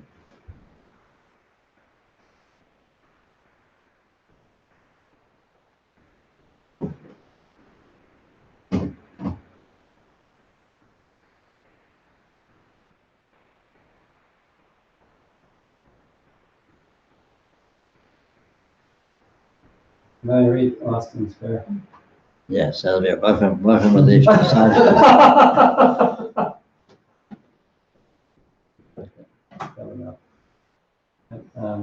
So he's got the book of pleasure. Yes, he does. And so Who's this? Austin Spare, yeah, my favorite occult philosopher. The full title of that book is The Book of Pleasure, the psychology psychology of ecstasy. Psychology of ecstasy. Yeah. So it starts with some definitions. So the first paragraph, it starts. The words God, religions, faith, morals, woman, etc., they being forms of belief, are used as expressing different means, as controlling and expressing desire. An idea of unity by fear in some form or another, which must spell bondage. To imagine the limits, extended by science, which adds a dearly paid inch to our height, no more. Put it writer. Yeah. Do you want to just comment on that, or should I just ask? Ask, what do you want to know about that? So there's so he's got the book of pleasure, and there's, like I was listening to Alan Watson, he was talking about this being a celebration. Okay.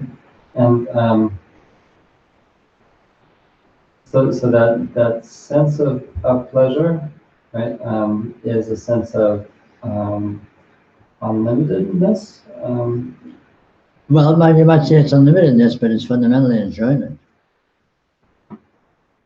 And then now I'm kind of falling into those categories of the three bodies, and all I want to talk about the Sambodhikaya.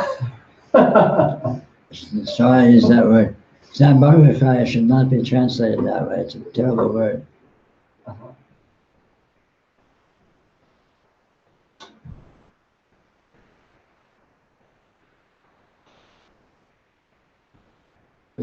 So what Spirit talks about, when you formulate an interpretation and believe it to be actual, it then becomes a vehicle for the enactment of your enjoyment, a vehicle for the enactment of your, what he calls your desire, which is your meaningfulness being expressed as acting it out in terms of, in various ways.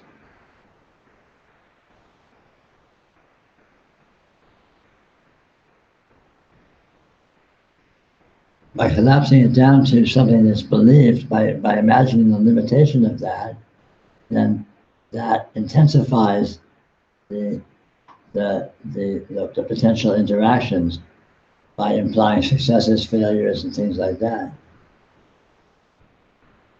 Rather analogously to the way Hollywood movies get more and more extreme, more and more loud, more and more violent, as a way to try and intensify the emotional impact they have on their audiences. But that spells bondage, because the more you believe it, the more you seem to feel like you're limited to that.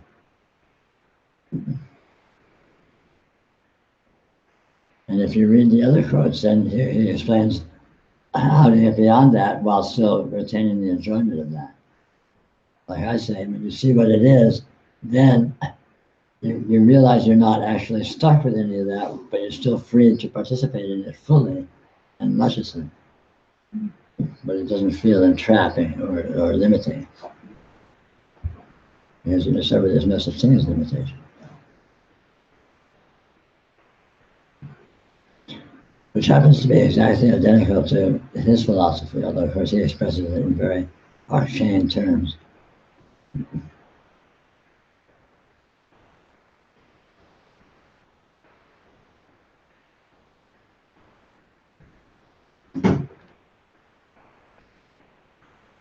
Could you talk a little bit more about that, enjoying without being entrapped and participating in without believing? Life is lusciousness, and for spiritual realization, you don't need to leave it. You're simply listening to see what it is. And then you have all that lusciousness to the nth degree. You appreciate the infinity and the richness of it, but because you know what it is, you're not entrapped by it. You don't feel limited or bound by it. You don't get subject to the implied limitations that seem to present themselves, because even as you're in that and participating in that, you know that it's not true, so you're not actually limited to it. Just like watching a movie. Or You watch a movie that you like because you like being jerked around by all this stuff, but you know it's just a movie, so it's not you're not actually bound to it. You don't think your life is that, unless you're a crazy person.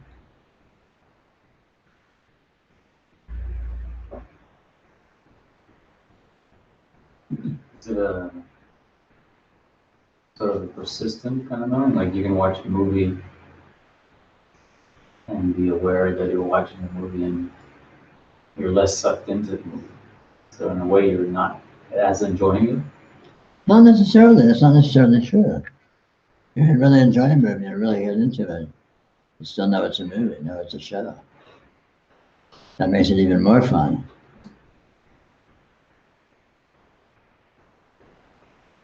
Yeah, my experience is that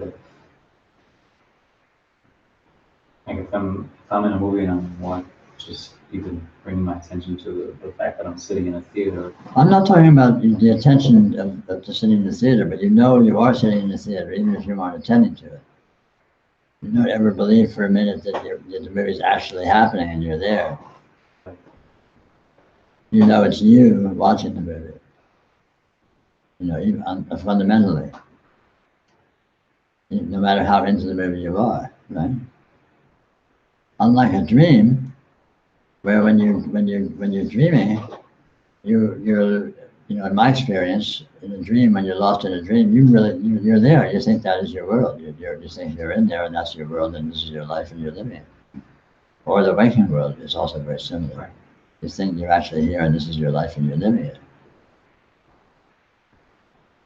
But yoga realization enables you to see that this and a dream is something that is you're not actually in. So that means it's in you. The question was whether that felt knowing, is that a continuous, I don't know, putting Sure. time into it or not, but Sure, it's continuous.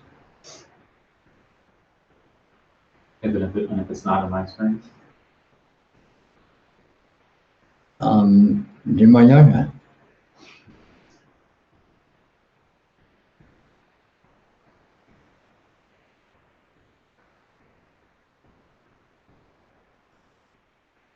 But you were saying it has nothing to do with seeking or pursuing specific pleasures or not. What has nothing to do with? Yoga and Well, yoga is irrespective of your of seeking pleasures or you being involved in things. Yoga is seeing what it is, whatever's happening, while whatever seems to be occurring is occurring, you're seeing what it is. So say you're sitting quietly on your meditation cushion, see what that is. Say you're, pursuing some great ecstatic sensory pleasure, see what that is.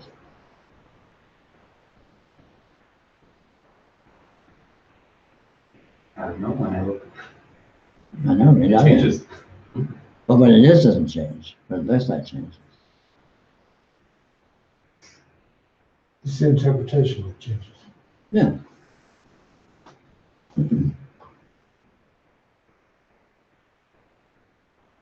Well, everything changes. The patterning changes, the interpretation changes, but what it is does not change. What this is precisely what it is, unchangeably, inviolably.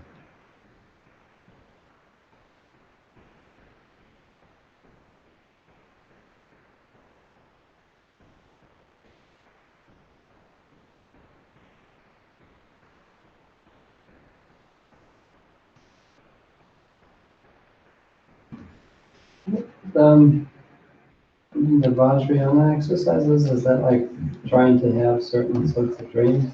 Sure, maybe.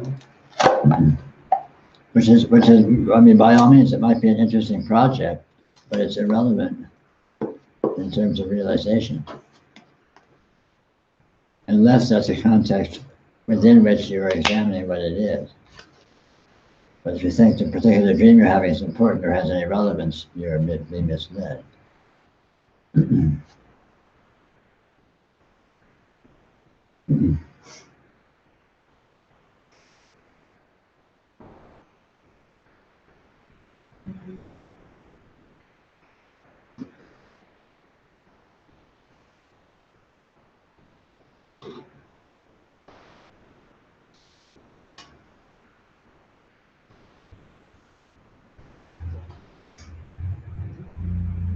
When you say that this is in you, you're talking about perspective, interpretation, viewpoint. No, not per se. I mean, it includes all of those, but not per se. Whatever seems to be occurring appears because you are. So it's in you, it's dependent upon you. You are not dependent upon it.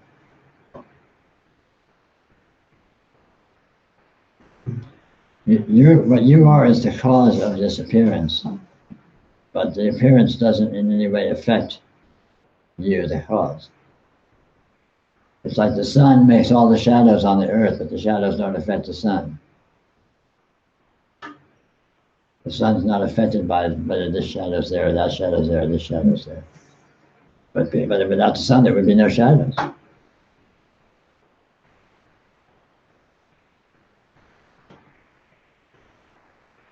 So all this is like shadows. And you're the sun.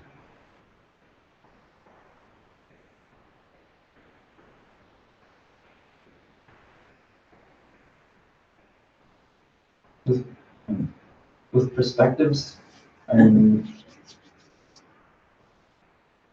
I think I'm seeing it in reverse, where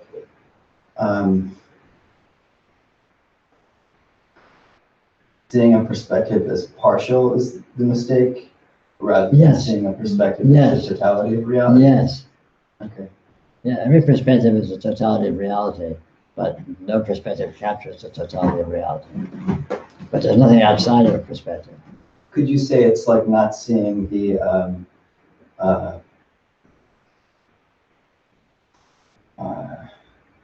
reciprocal of it, like thinking Well, that, saying that it has no reciprocal.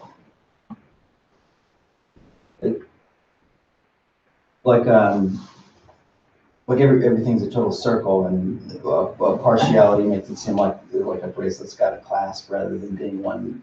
What do you mean by partiality in this case? Not continuous with itself. Yeah. It's hard for me to follow what you're trying to get at. Nothing is really continuous with itself. Yeah. But every perspective, which is an implication of wholeness without any actual wholeness being present, is the totality of reality. There's nothing outside it, in other words. And yet it doesn't, even though it's the totality of reality, it doesn't. So, to see the universe in the grain of sand, when you look at the grain of sand, you're seeing the universe. Man, there it is, all of it. But the universe is not limited to being a grain of sand. And yet the grain of sand is the whole universe. It's irrational. So every perspective is the totality, but the totality is not limited to being that perspective. Seeing the tip of an iceberg and seeing that the analogy doesn't hold. Yeah. Because there you still have two things. There's no two things here. Each perspective is the one thing, and yet the one thing is more than the perspective. It makes absolutely no sense. It's gibberish. The mind can't go there. I'm thinking about recursivity. Things don't loop back on themselves. Is that what they don't? Things don't loop back on themselves, but there can seem to be a very high degree of resonance, which can be interpreted as being like that. I mean, I think that's why there seems to be phenomena like continuity and so on. It's this kind of resonance, this kind of echoing quality. Karma sort of made of that. When something like undoing a knot or purification is talked about, that's just seeing the context of something.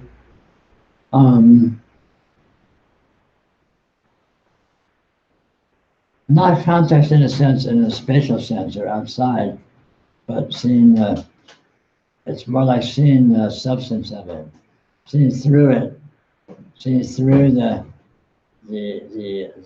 misinterpretations of the thing itself. Seeing that what seemed to be a partiality is actually the totality. Yes. Okay. Yeah.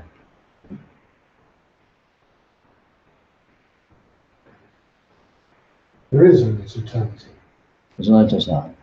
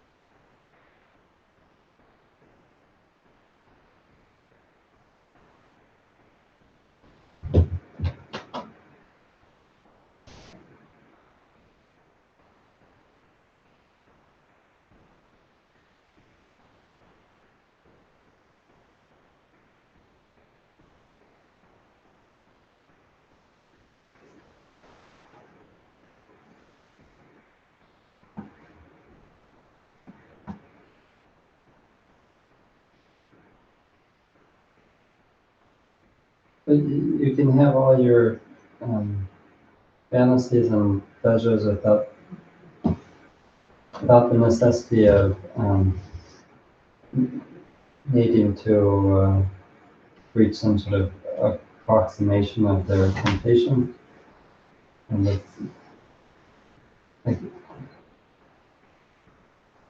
like there is a fantasy that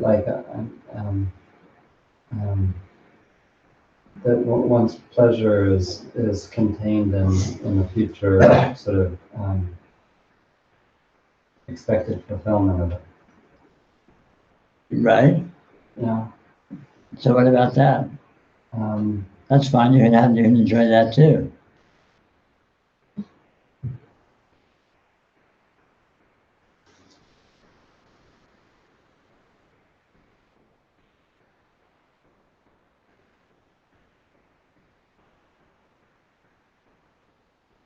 It's not a matter of enjoying it in different modes. It's a matter of realizing that you're not entrapped by it.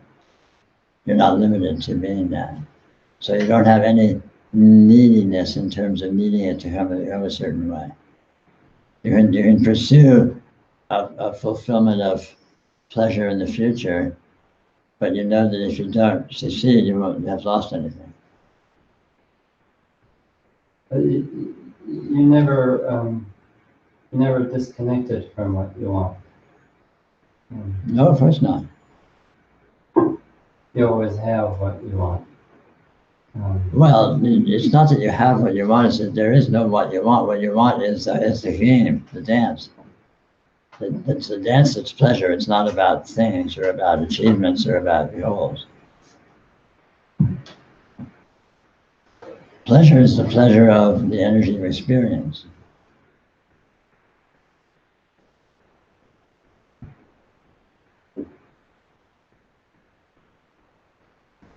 The term pleasure has implications which are unreal, in as much as there is no pleasure without everything else.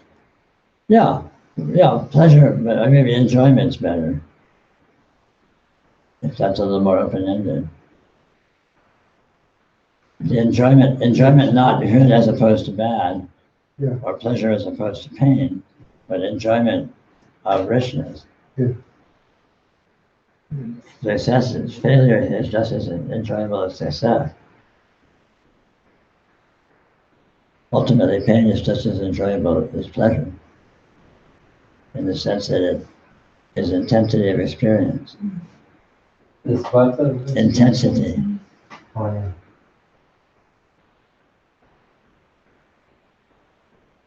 I'm alive.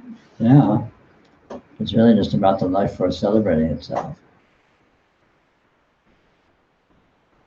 And so all this is just a convenience for that enactment.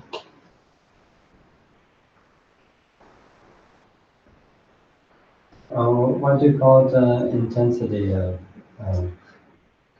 experience. Just because it's intense. but that implies a sort of comparison, or implies. Well, words imply all sorts of things, but they're sloppy there. It's just a turn of phrase. It is the intensity of experience that is pleasurable, and all experience is intense. Even less intense experience is intense than that.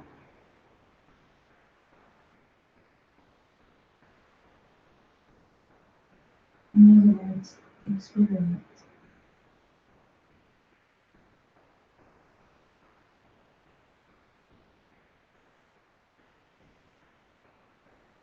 I mean, this is the view of Tantra. This is the view of the left-hand path, that experience itself, embodiment itself is the divine energy. It's pure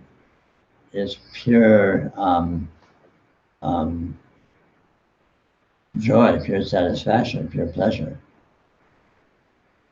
And so by indulging in this energy, one is dancing with the divine, which is when it's being in the intimacy of the revelation of the divine, the revelation of the absolute, the revelation of radiant presence.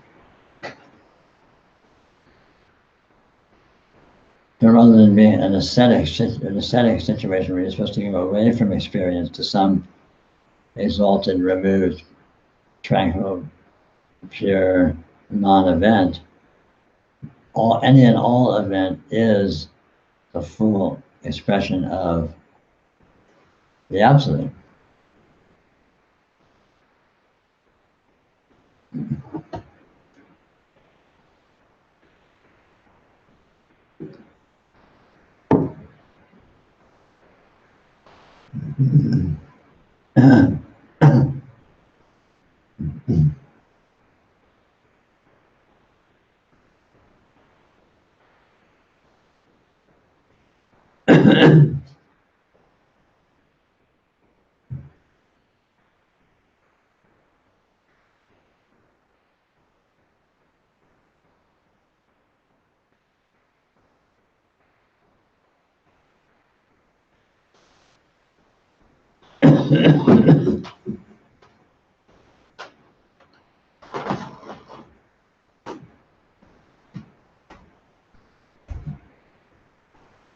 Can that intensity be experienced without the modulation? And what I mean is, if you're just sitting here and there's nothing, no excitement, no boredom, no, in that same intensity, we still. Of course, it's intensely that. It's intensely what it is. The intensity is not a relative intensity of extremity of sensation. It's the intensity of presence, intensity of being, which is always on infinity. It doesn't never have there's no reduced mode. But the reason we don't feel it as clearly is because of too much attention going to the thought modulation. Is that? Well, yeah, basically, too much attention going to interpreting it as being events and looking for, too much attention to content, too much attention to story and interpretation, where success or joy hinges upon things being a particular way, whereas an experience itself, so the joy hinges on just it being. So it's always complete. So any experience is the full intensity of divinity, the full intensity of radiant presence, the full intensity of the absolute, full presence of God. And you see that when you see what experience is. Experience is that, rather than going to the content, which we usually do. You usually ignore experience and take it for granted. Well, of course I'm experiencing, but what am I experiencing? We go to the content of the story. Am I getting what I want? Am I not getting what I want? Am I having pleasure? Am I in pain? Am I this? Am I that? And so we play these games of winning and losing in the context of the one thing which is always a complete win, which is the presence of experience. And all that other stuff turns out to be nothing other than the presence of experience. It doesn't even exist in its own. So when you hear the presence of experience, you get all of that without the bothersome partiality of winning and losing. You get completeness, you get entirety and completeness and fullness, absolute pleasure, absolute enjoyment, just intrinsically.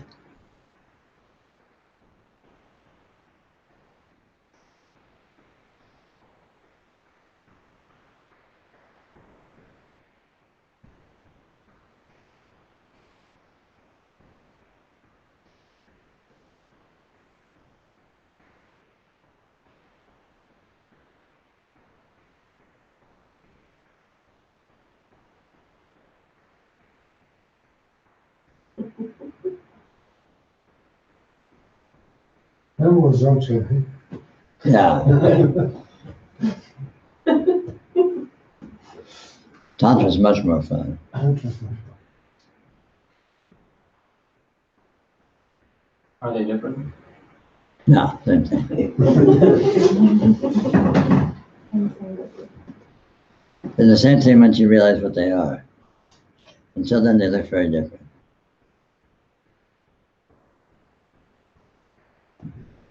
the topography or gradient that karma is kind of pulled up out of seems to have a topography where there's like there's like elevation and degrees of like high land and low land. Right. What is that? It's just a seeming. You know, it's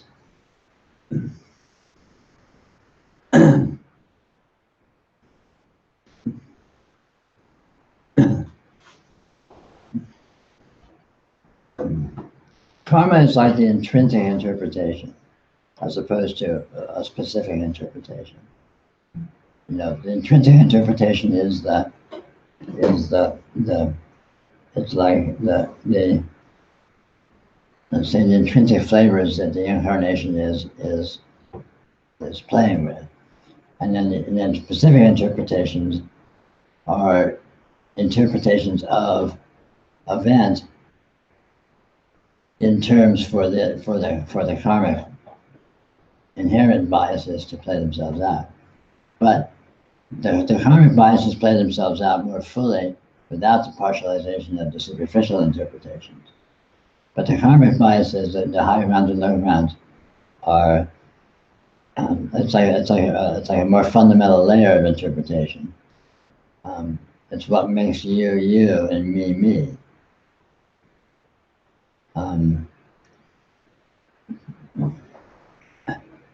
In itself is it's still an interpretation, so it's still a partialization of something that's not partialized, but it sort of exists in a like let's say at the level of DNA rather than the level of mind or something. You know, for whatever that's worth.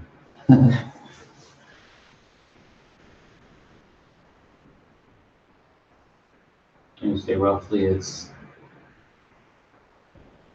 the difference between the mind and sort of the physique of the body and what? Sure, you can say that.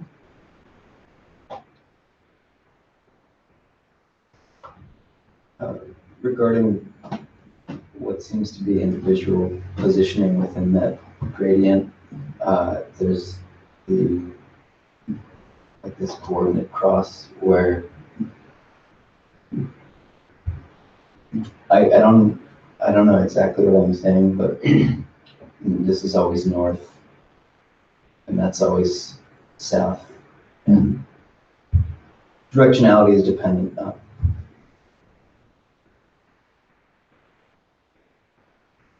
You're always the center of your cardinal directions.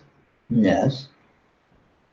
The center point of the cardinal directions is the point of liberation.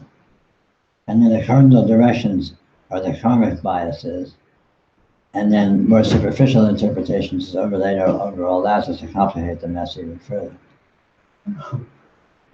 But the center point is beyond the directions.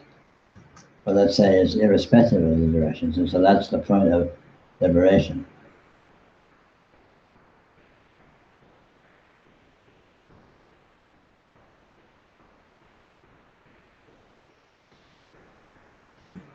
I also have like no point of reference for what we're talking about.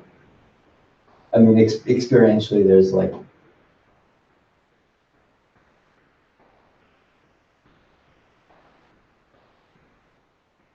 I don't know what's being spoken to right now.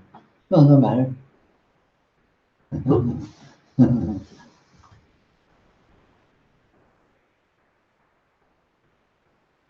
It's pretty good though. There's the experiencing of what's been talked about, but right now it's apparent that it's being heard with all that layering on top of it. Sure. But I guess inherently it's being heard from the foundation. Yes, and that's the point. Okay. That's why the layering doesn't matter, because the fundamental is always engaged fully.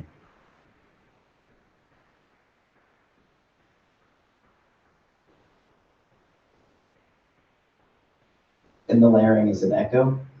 Yeah, you think of it as echo, sure, absolutely. Or turbulence is maybe a clearer image. For distraction. Yeah, turbulence distraction, yeah.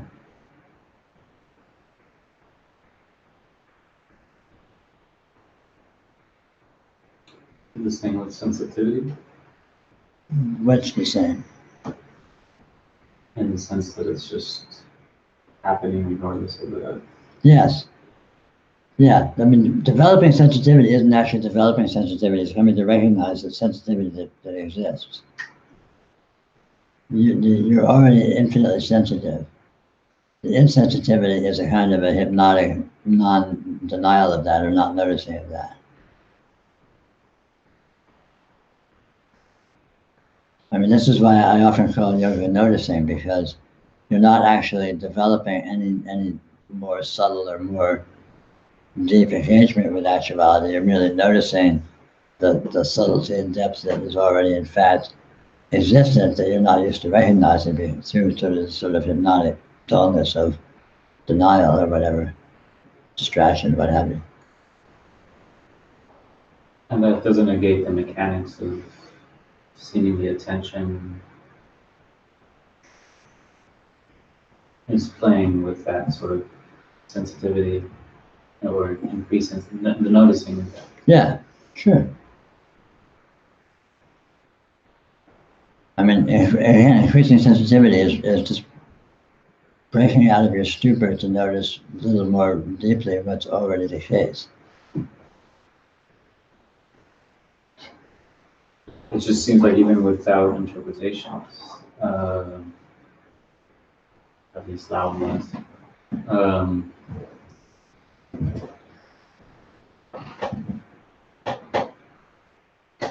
there's seeming correlation when attention is going somewhere that kind of opens up to some. Yeah, sure.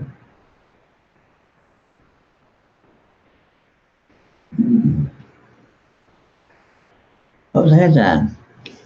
It's feeding time. And, 5 minutes.